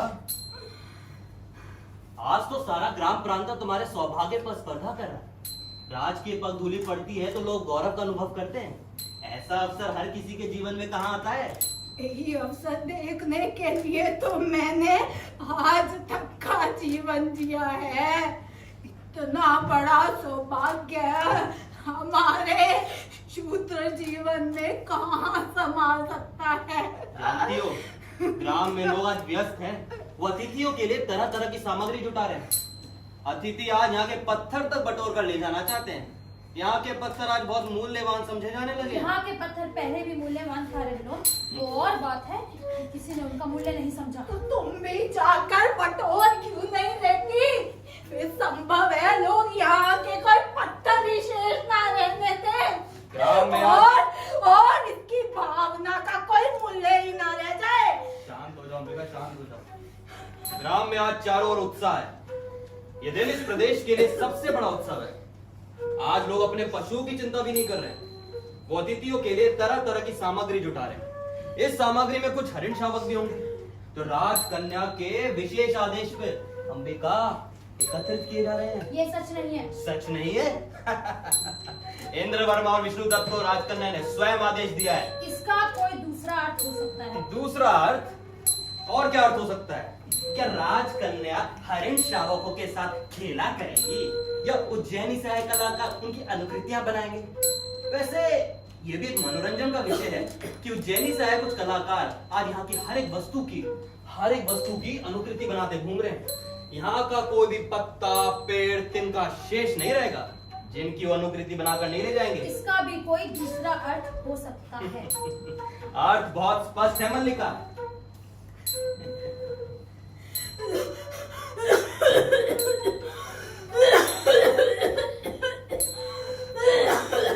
अरे विनोद, मैं आपसे विनती करती हूँ आप यहाँ से चले जाएं। माँ का स्वास्थ्य ठीक नहीं है। एक काम करो, मल्लिका को तुम भीतर ही लेके चली जाओ। ग्राम का उत्सव कोलाहल इसके मन को और अशांत कर देगा। मैं तो उत्सव की सूचना देने आया था। आश्चर्य है कि कालिदास ने आना उचित नहीं समझा। कल तो सुना है वो लोग लौट भी जाएंगे। उसने आना उचित नहीं समझा क्योंकि वो जानता है अंबिका अभी जीवित है।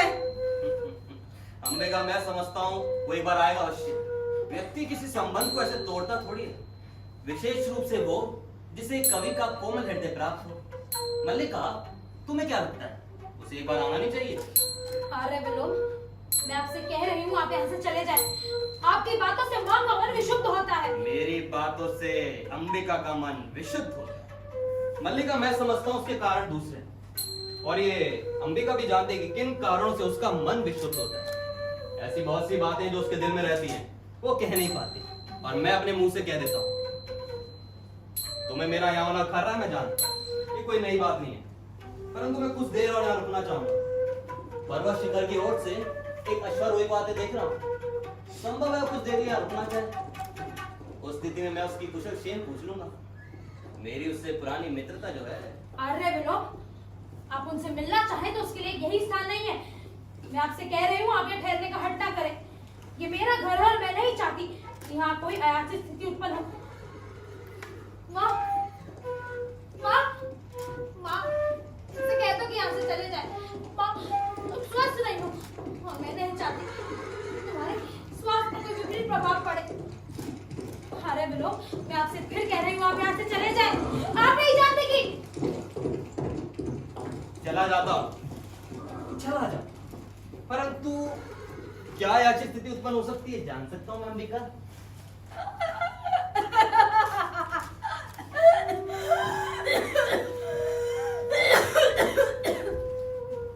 नहीं, आना उचित नहीं समझा। मैं जानती थी, आज नहीं, तब से जानती थी। वो आता तो मुझे आश्चर्य होता, अब मुझे कोई आश्चर्य नहीं है, कोई आश्चर्य नहीं है, प्रसन्नता है। मैं उसके संबंध में जो सोचती थी, ठीक सोचती थी। मुझे भी बहुत भरोसा, अपनी मित्रता पे बहुत भरोसा था। वर्षों से इस दिन का इंतजार भी था, परंतु उसने कभी भी हमें अपनी मित्रता के योग्य नहीं समझा। फिर समान की समान से मित्रता होती है। अरे विलोम, आपसे फिर कह रही हूँ आप यहाँ से चले जाएं, अन्यथा वास्तव में ही यहाँ एक अयाचित स्थिति उत्पन्न हो जाएगी। ऐसा? ठीक है अंबिका, मैं चलता हूँ, लेकिन हाँ, मुझे तुम्हारे स्वास्थ्य की बड़ी चिंता है। जहां तक संभव हो घी और मधु का सेवन करो। मैंने अभी अभी नया मधु निकाला है, आवश्यकता पड़े तो मैं भिजवा। हमारे घर में मधु पर्याप्त मात्रा में है, हमें उसकी आवश्यकता नहीं है। ऐसा? ठीक है, फिर अंबिका मैं चलता हूँ, पर हाँ, अगर फिर भी आवश्यकता पड़े तो मुझसे संकोच न करना, मैं आ जाऊंगा। ठीक है, चलता हूँ। बांसुरी खराब।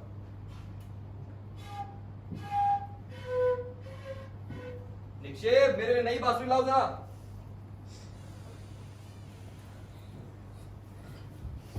मल्लिका,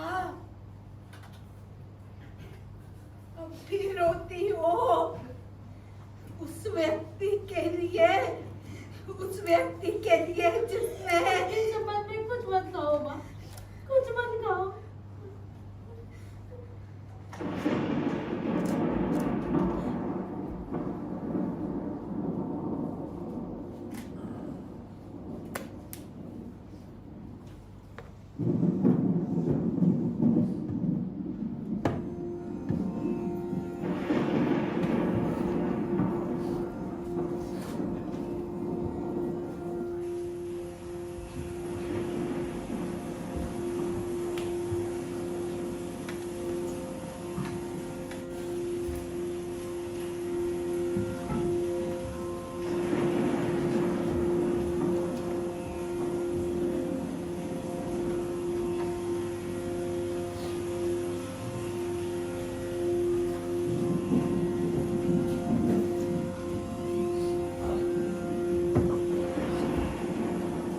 मलिका,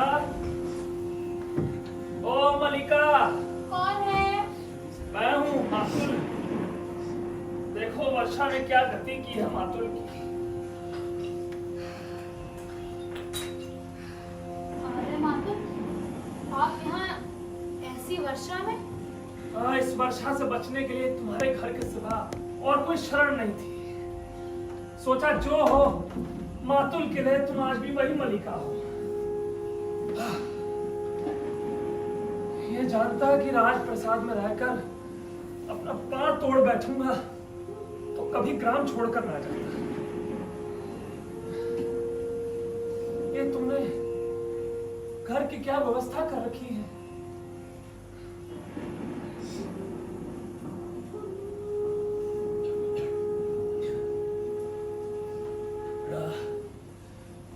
कश्मीर का कुछ समाचार सुना? मैं हर समय घर में ही रहती हूँ, कहीं का भी समाचार कैसे सुन सकती हूँ? मैंने सुना है, परंतु विश्वास नहीं होता। राजनीति में कुछ भी असंभव नहीं है। जितना संभव है कि ऐसा ना हो, उतना ही संभव है कि ऐसा हो, और यह भी संभव है कि जो हो वो ना हो। परंतु समाचार क्या है? समाचार ये है कि सम्राट का निधन हो गया है। कश्मीर में विद्रोही शक्तियां सिर उठा रही। वहीं से आए एक आहत सैनिक का कहना है कि कालिदास ने कश्मीर छोड़ दिया है। उन्होंने कश्मीर छोड़ दिया है और अब उन्हें उज्जैनी की ओर चले गए हैं। नहीं, उज्जैनी नहीं गया। वहां के लोगों का तो विश्वास है कि उसने संन्यास ले लिया है और काशी चला गया है। मुझे विश्वास नहीं आता।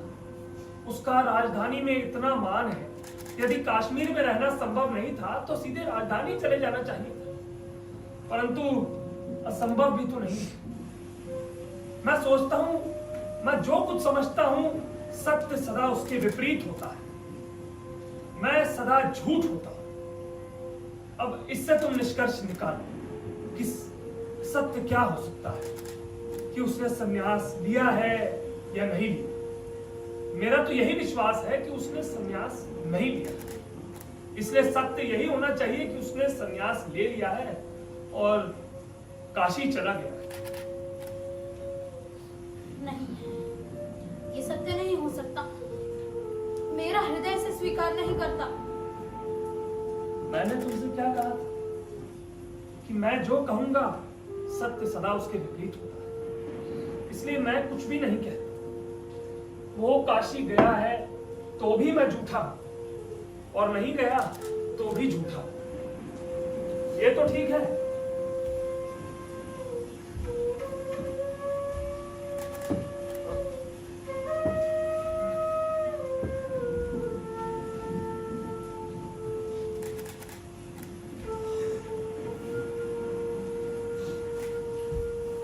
नहीं,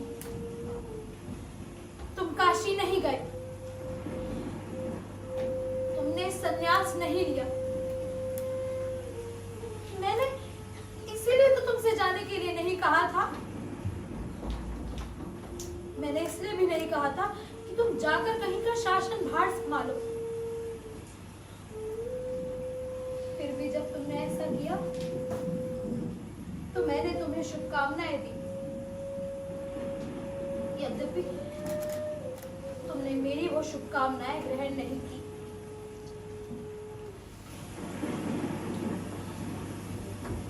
मैं अब तुम्हारे जीवन में नहीं रही,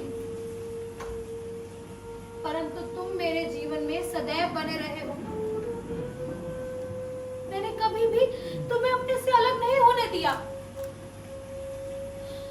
तुम रचना करते रहे और मैं ये समझती रही कि मैं सार्थक हूं। मेरे जीवन की भी कुछ उपलब्धि है, परंतु आज तुम इस तरह मुझे निरर्थक कर दोगे।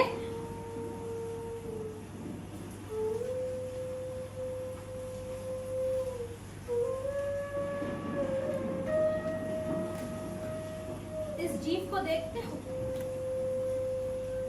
पहचान सकते हो? ये मल्लिका है जो अब धीरे धीरे बड़ी हो रही है और माँ के स्थान पर अब मैं इसकी देखभाल करती हूँ। ये मेरे आभाव की संतान है। जो भाव तुम थे वो दूसरा कोई और ना हो सका, परंतु अभाव के गोष्ठ में किसी दूसरे की जाने को कितनी आकृतियां होती हैं। जानते हो, अब मैंने अपना नाम खोकर एक विशेषण उपराजित किया है और मैं अपनी दृष्टि में अब एक नाम नहीं, केवल एक विशेषण हूँ। व्यवसायी कहते हैं उज्जैनी में अपवाद है। तुम्हारा बहुत सा समय वीरांगनाओं के सहवास में व्यतीत होता है, परंतु वीरांगना का क्या कभी तुमने ये रूप देखा है? आज मुझे पहचान सकते हो? मैं आज भी उसी तरह पर्वत शिखरों और मेघमालाओं को देखती हूँ। आज भी उसी तरह ऋतु संहार और मेघदूत की पंक्तियों को पढ़ती हूँ। मैंने कभी भी अपने भाव का कोष्ठ रिक्त नहीं होने दिया। भाव की पीड़ा का क्या तुम अनुमान लगा सकते हो? नहीं, तुम अनुमान नहीं लगा सकते, परंतु मैंने ये सब सह लिया क्योंकि मैं टूटकर अनुभव कर रही थी कि तुम बन रहे हो, क्योंकि मैं अपने आप को अपने में न देखकर तुम में देखती थी। और आज ये सब सुन रही हूँ कि तुम सब कुछ छोड़कर संन्यास ले रहे हो। तटस्थ, उदासीन, मेरी सत्ता के बोध को इस तरह वंचित कर दोगे?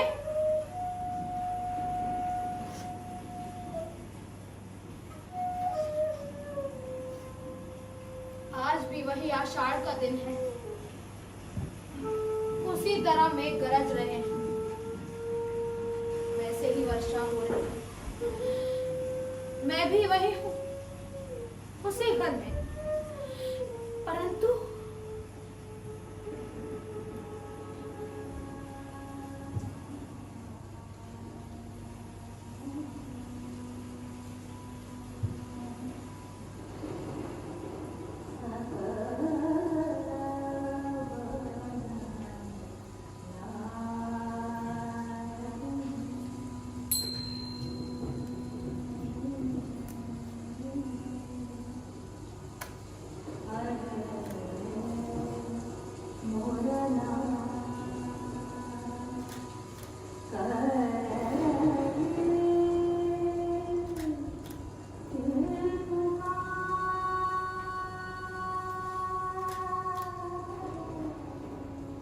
संभवतः पहचानती नहीं हो,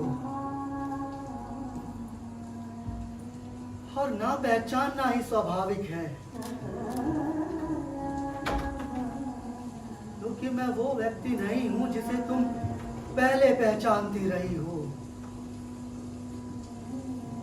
मैं दूसरा व्यक्ति हूं, और सच कहूं तो मैं वो व्यक्ति हूं जिसे मैं स्वयं भी नहीं पहचानता।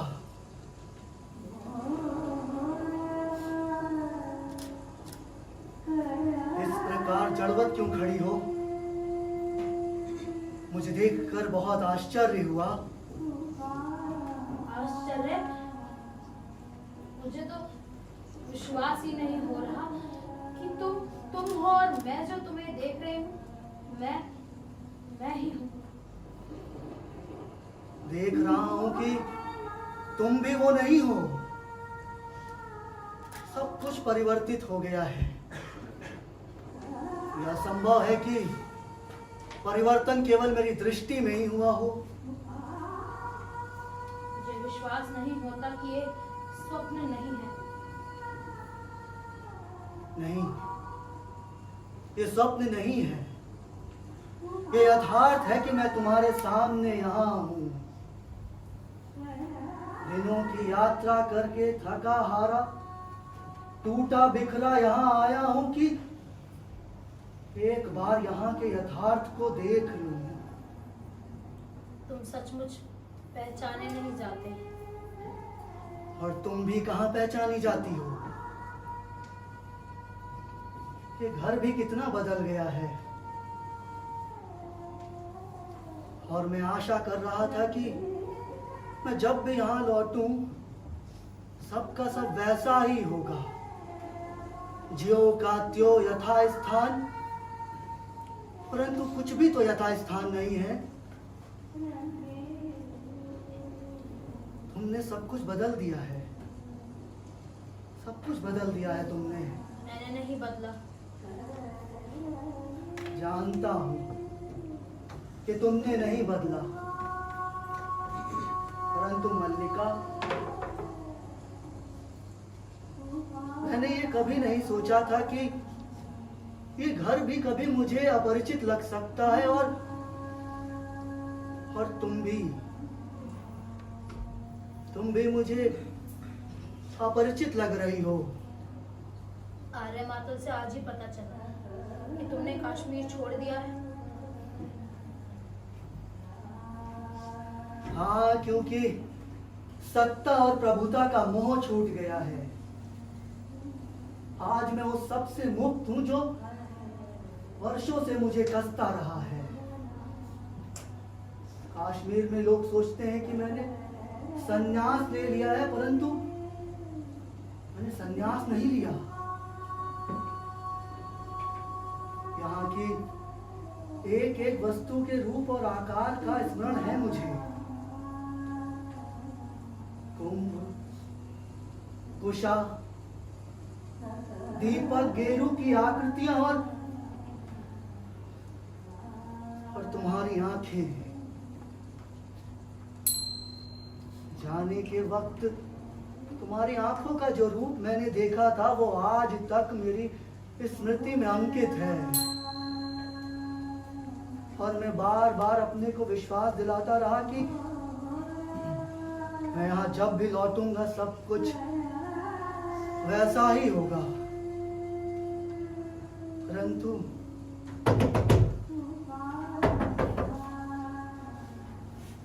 तो आज बंद रहने दो, तुम जो बात कर रहे हो करते जाओ। देख तो लो कौन आया है। कोई भी हो सकता है, वर्षा में जिस किसी को आश्रय की जरूरत पड़ सकती है।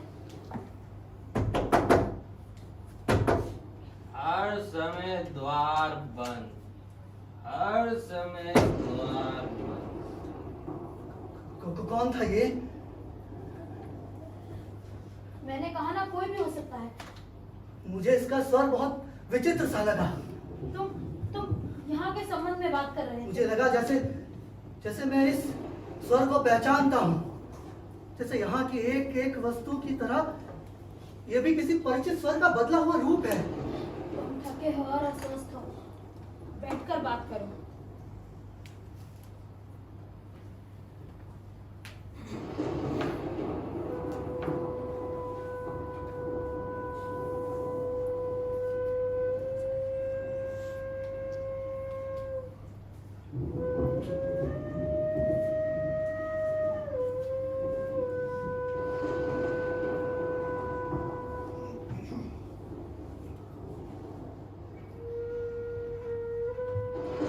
बहुत बार अपने संबंध में सोचा है मल्लिका,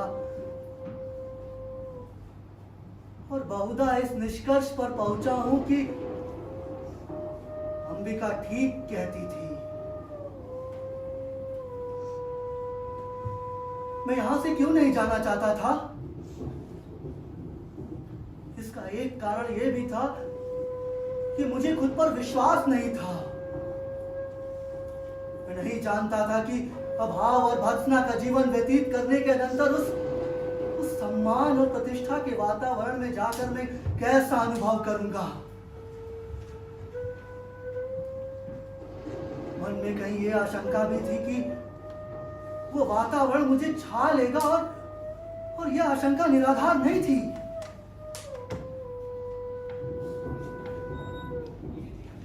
तुम्हें बहुत आश्चर्य हुआ था कि मैं कश्मीर का शासन संभालने जा रहा हूं।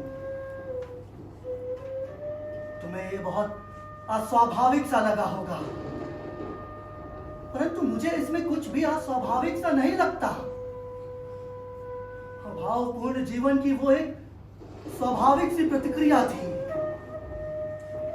हाँ, संभवतः उसमें उन सबसे प्रतिशोध लेने की भावना भी थी जिन्होंने जब तब मेरी भर्त्सना की थी, मेरा उपहास उड़ाया था।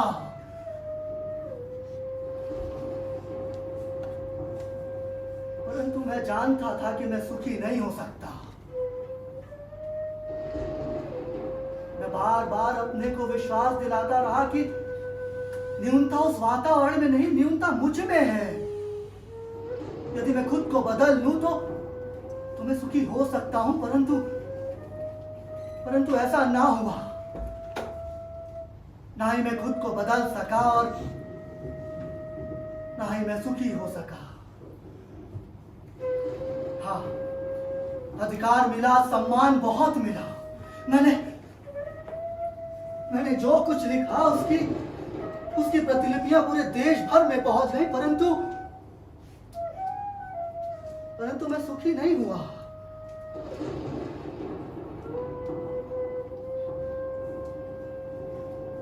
कश्मीर जाते हुए मैं यहाँ से होकर नहीं जाना चाहता था। मुझे लगता था कि ये प्रदेश, यहाँ की पर्वत श्रृंखलाएं, उपत्यकाएं मेरे सामने एक मूक रूप का प्रश्न ले लेंगी। तब मैं यहाँ आकर सुखी नहीं हुआ। मुझे खुद से वितृष्णा हुई, मुझे उनसे वितृष्णा हुई जिन्होंने मेरे आने के दिन को उत्सव की तरह माना। तब पहली बार मेरा मन मुक्ति के लिए व्याकुल हुआ था, परंतु तब मुक्त होना संभव नहीं था। तब मैं तुमसे मिलने नहीं आया, क्योंकि मुझे लगता था तुम्हारी आंखें मेरे अस्थिर मन को और अस्थिर कर देंगी। मैं उनसे बचना चाहता था, उसका कुछ भी परिणाम हो सकता था। मैं जानता था उसकी तुम पर क्या प्रतिक्रिया होगी, दूसरे तुमसे क्या कहेंगे।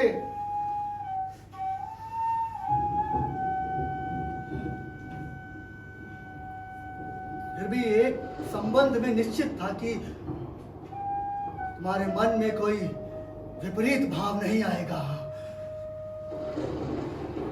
और मन में ये आशा लिए हुए यहां से चला गया कि एक काल ऐसा आएगा जब मैं तुमसे ये सब कह सकूंगा, अपने मन के द्वंद्व का विश्वास दिला सकूंगा। ये नहीं सोचा कि द्वंद्व केवल एक ही व्यक्ति तक सीमित नहीं रहता, परिवर्तन केवल एक ही दिशा को व्याप्त नहीं करता।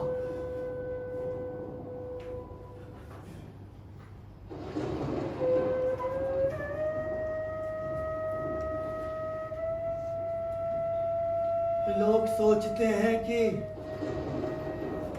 मैंने उस वातावरण और जीवन में रहकर बहुत कुछ लिखा है, परंतु मैं जानता हूं कि मैंने वहां रहकर कुछ नहीं लिखा। जो लिखा वो यहां के जीवन का संचय था। कुमार संभव की पृष्ठभूमि ये हिमालय और तपस्विनी उमा तुम हो। मेघदूत के यक्ष की पीड़ा मेरी पीड़ा है, और विरह विमर्दिता यक्षिणी तुम हो। अभिज्ञान शाकुंतलम में शकुंतला के रूप में तुम ही मेरे सामने थी। मैंने जब लिखना चाहा, तब तुम्हारे और अपने जीवन के इतिहास को ही बार बार दोहराया। और जब उससे हटकर कुछ लिखना चाहा, तो रचना प्राणवान नहीं हुई। रघुवंश में आज का विलाप मेरी ही वेदना की अभिव्यक्ति थी, और मैं चाहता था कि काश तुम ये सब पढ़ पाती, परंतु सूत्र कुछ इस तरह टूटा। वो सूत्र कभी नहीं टूटा।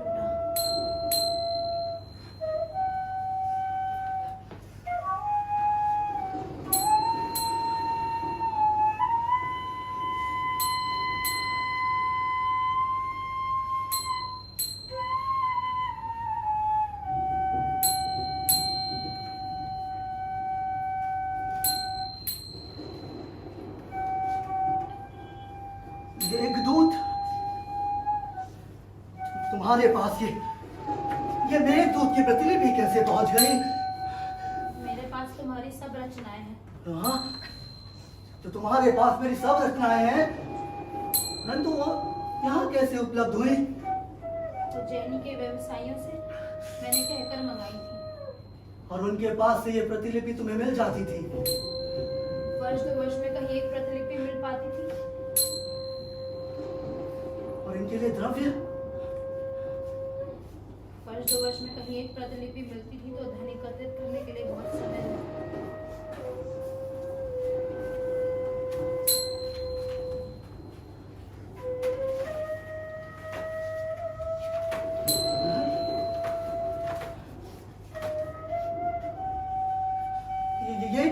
रखना है,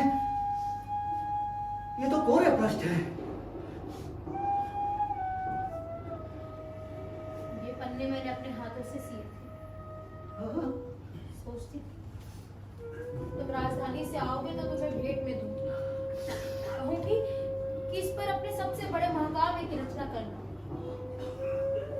लेकिन उस बार तुम आकर भी नहीं आए और ये रचना यहीं पड़ी रही। अब तो इसके पन्ने भी टूटने लगे हैं और मुझे कहते हैं संकोच होता है कि ये तुम्हारी रचना क्यों है।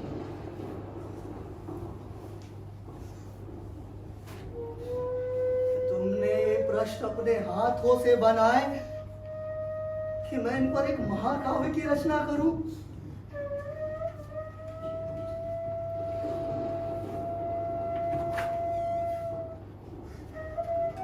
स्थान स्थान पर इन पर पानी की बूंदें पड़ी हैं जो निसंदेह वर्षा की बूंदें नहीं हैं। तुम्हारी आंखों ने इन पर बहुत कुछ लिखा है मल्लिका, और आंखों ने ही नहीं, स्थान स्थान पर ये पृष्ठ स्वेद कणों से मैले हुए हैं। स्थान स्थान पर इन पर फूलों की पत्तियों ने अपने रंग छोड़ दिए हैं। कई जगहों पर तुम्हारे नखों ने इन्हें छीला है, तुम्हारे दांतों ने इन्हें काटा है। और इसके अतिरिक्त ग्रीष्म की धूप के हल्के गहरे रंग, हेमंत की पत्र धूलि और इस घर की सीलन, ये पृष्ठ कोरे कहाँ है मल्लिका? इन पर एक महाकाव्य की रचना हो चुकी है, अनंत सर्गों के महाकाव्य की रचना।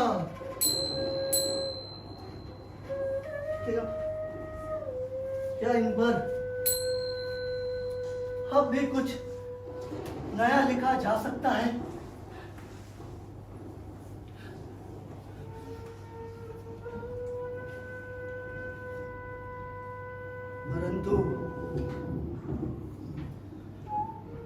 परंतु इसके आगे भी तो जीवन शेष है। हम फिर आज से आरंभ कर सकते हैं।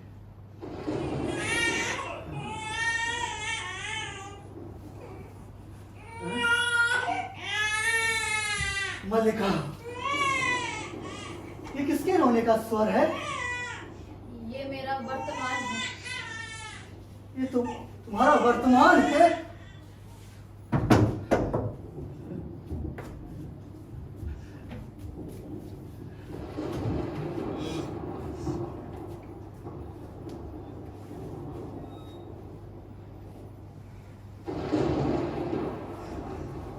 भीगे दिन में फिसले और फिसल के गिरे खाई में।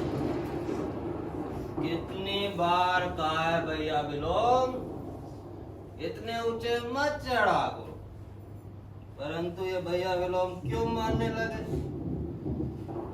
पहले आए तो द्वार बंद, लौट गए और फिसल गए, फिर आए दो द्वार बंद फिर लौट जाते तो क्या होता? आज का दिन ही ऐसा है।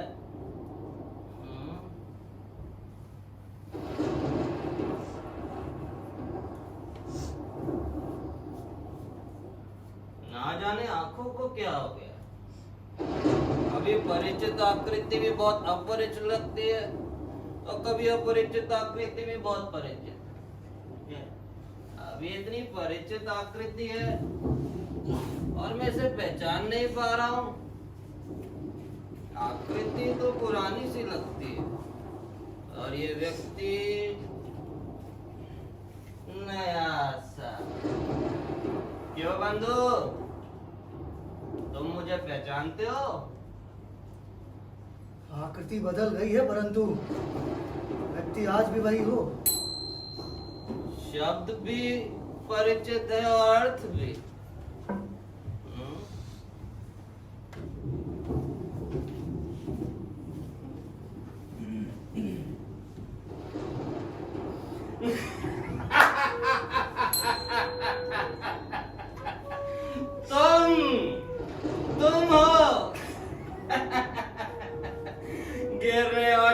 लुकाने का सारा कष्ट दूर हो गया। इतने वर्षों से तुमसे मिलने की लालसा थी, आज पूर्ण हो गई। आओ। गले नहीं मिलोगे? क्यों? मेरा ये शरीर मैला इसलिए या मुझी से घृणा है? परंतु इस तरह तुम्हारा और मेरा संबंध टूट नहीं सकता।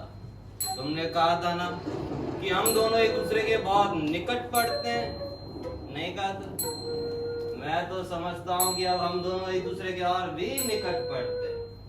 मैंने इतने वर्षों में उस निकटता में अंतर नहीं आने दी। मल्लिका, मैं ठीक नहीं कहता? तुम यहाँ पर ऐसे स्तंभित सी क्यों बैठी हो? अब तो विलोम इस घर में अयाचित अतिथि नहीं है। अब तो वो अधिकार से आता है। अब तो वो कालिदास का अतिथि और उपक्रम कर सकता है, नहीं?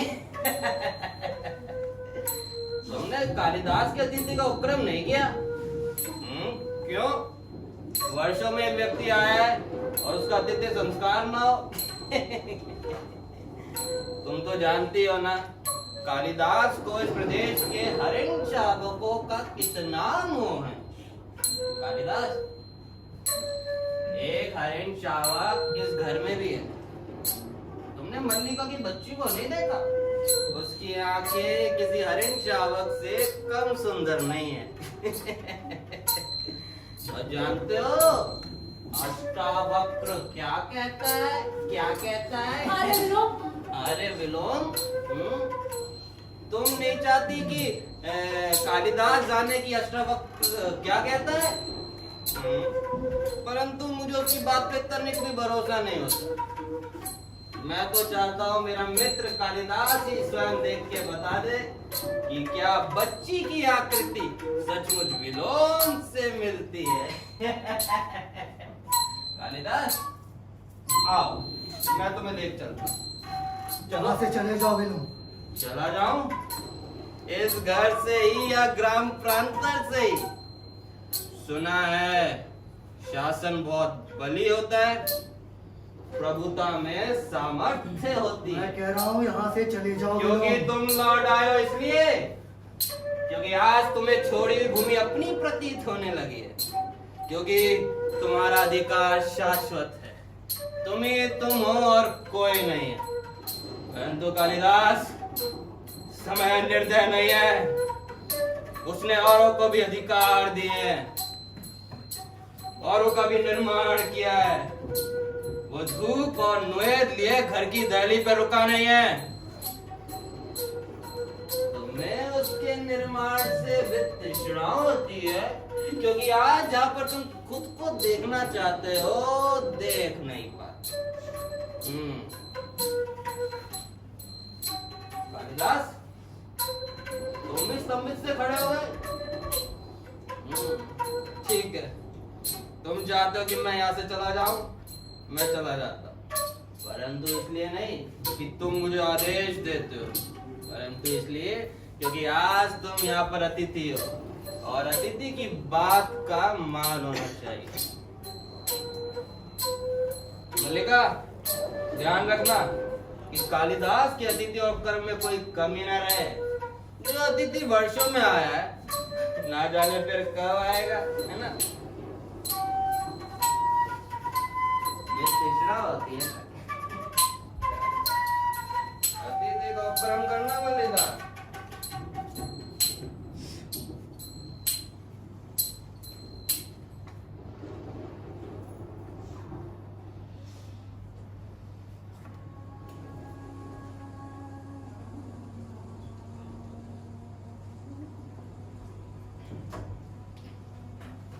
क्या सोच रहे हो?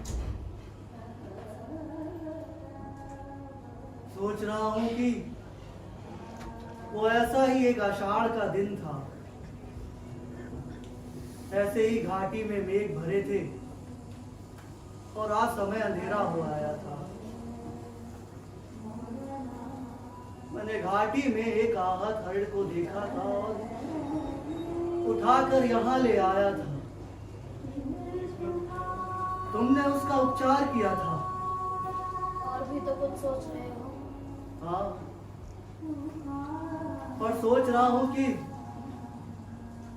वही चेतना है जिसमें कंपन होता है, वही हृदय है जिसमें आवेश जागता है, परंतु तब इन तोरे पृष्ठों का महाकाव्य नहीं लिखा गया था मलिका। तुम कह रहे थे तुम फिर से आराम करना चाहते हो। हाँ, मैंने कहा था कि मैं आज से आरंभ करना चाहता हूँ। वो शायद इच्छा का समय के साथ द्वंद्व था,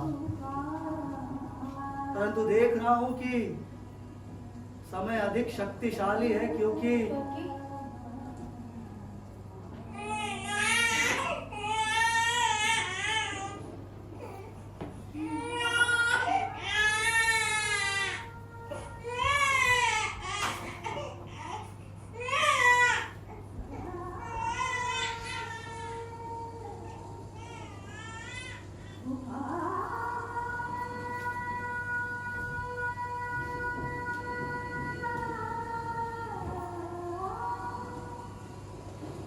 क्योंकि वो किसी की प्रतीक्षा नहीं करता।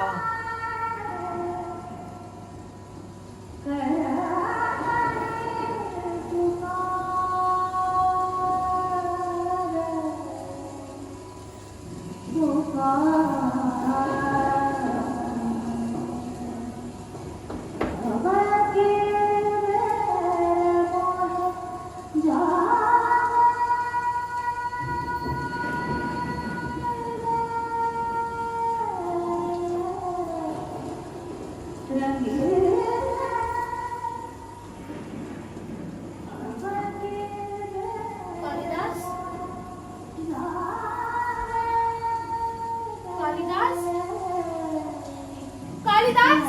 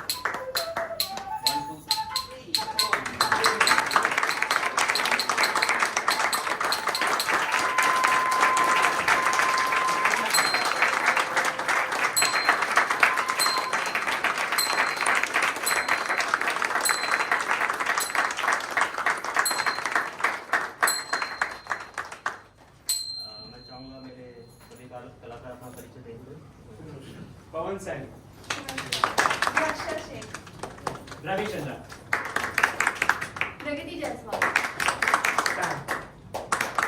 विमल कुमार भारती ब्रैकेट में विदित,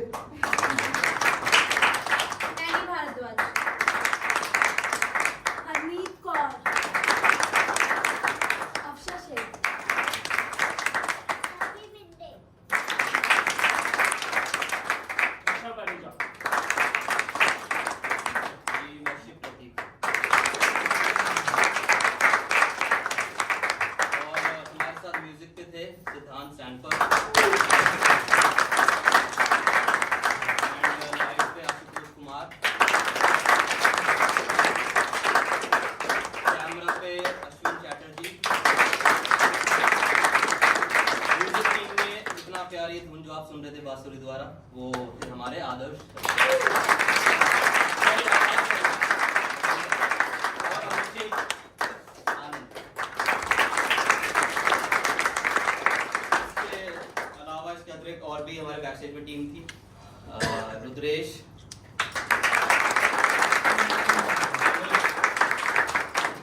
जी, लक्ष्मिका,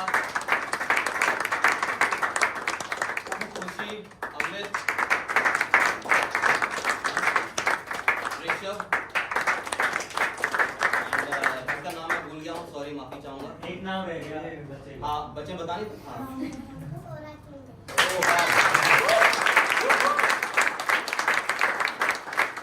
किंग, डायरेक्टर है वो है मिस्टर शिव प्रतीक। मैं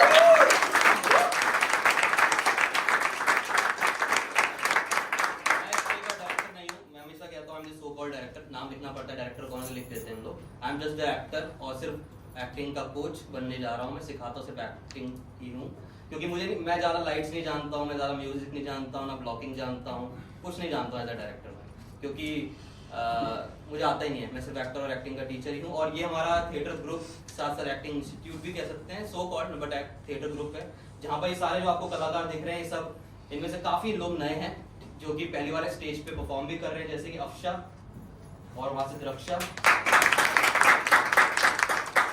और हमारे दोनों बच्चे, ये हमारा थिएटर ग्रुप का एक चिल्ड्रन थिएटर वर्कशॉप होती है, उसके हमारे 2 बच्चे, इसलिए मैंने उसको भी I try to put in, तो ये हमारे 2 बच्चे हैं। तो बहुत ही अच्छा लगा कि आप लोग आए, and let me tell you कि हम थिएटर ग्रुप हैं, हम यहाँ पर वर्कशॉप्स करते हैं, हम निरंतर अपनी अभ्यास, अपने जिम, जो मेरा जिम है थिएटर, एज एन एक्टर मेरा जिम तो थिएटर ही है, उसमें मैं निरंतर एक्सरसाइज करता रहता हूँ।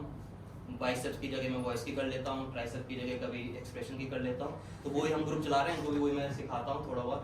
और मैं राष्ट्रीय नाट्य विद्यालय बनारस केंद्र का छात्र हूँ। मेरे अलावा मल्लिका के किरदार में Annie Bhardwaj, she is also NSD Varanasi alumni, and Amrit Kaur NSD alumni, Pragati Jaiswal, और बाकी लोग जो हैं वो थिएटर वाले हैं, जैसे कि पहले मैं थिएटर आर्टिस्ट हूँ, एक्टर हूँ, तभी NSD वालों ने लिया है मुझे, नहीं तो कौन लेता, ठीक है, वो बात भी है।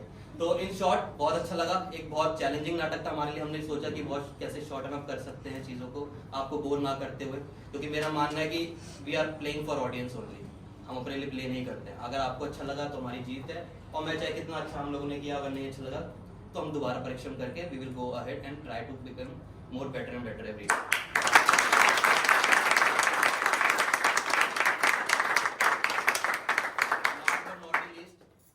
अगर आप भी वहाँ से यहाँ तक आना चाहते हैं, जुड़ना चाहते हैं, इस जिम में आना चाहते हैं, हमारे एक्टिंग जिम में, तो आप यहाँ पर कभी भी जुड़ सकते हैं, हमारा पेज आप फॉलो कर सकते हैं, क्योंकि मुझे लगता है अगर आप में से बहुत लोग एक्टर्स हैं, आई होप सो, तो प्लीज़ थिएटर ही ऐसा माध्यम मुझे लगता है जहाँ पर आप अपनी कला को, एक्टिंग को स्किलफुली बढ़ा सकते हो, उसके अलावा और कोई नहीं है माध्यम, क्योंकि इट्स अ प्रैक्टिस, ठीक है, प्रैक्टिस हमेशा निरंतर चाहिए होती है। अगर 2 दिन जिम ना जाओ तो बड़े आप लगता है कि यार कल पैसे मारा था, आज नहीं जा पाया, ऐसी ये टूल्स है एक्टिंग्स के, जहाँ पर हम लोग सीखते हैं एक्टिंग में, और थिएटर फाइनली परफॉर्म करके हम लोग अपने आप को समझते हैं कि हम लोग कैसा कर रहे हैं, और आप लोग तो हैं माई बाप हमारे, तो आप हमें बताएंगे कैसा हमने किया था, ठीक है।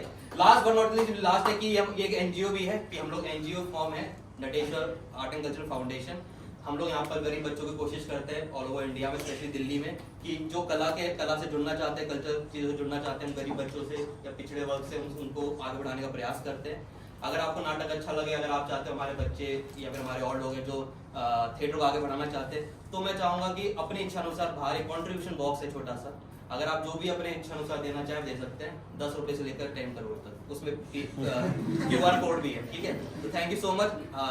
अगर आपको फिल्म सितारे अच्छे लगते हैं, उनमें से मैक्सिमम फिल्म सितारे आपको थिएटर वाले अच्छे लगते हैं, हमें आप बढ़ाएंगे तो हम आप तक आगे और अच्छी चीज़ ला पाएंगे। Thank you so much, thank you.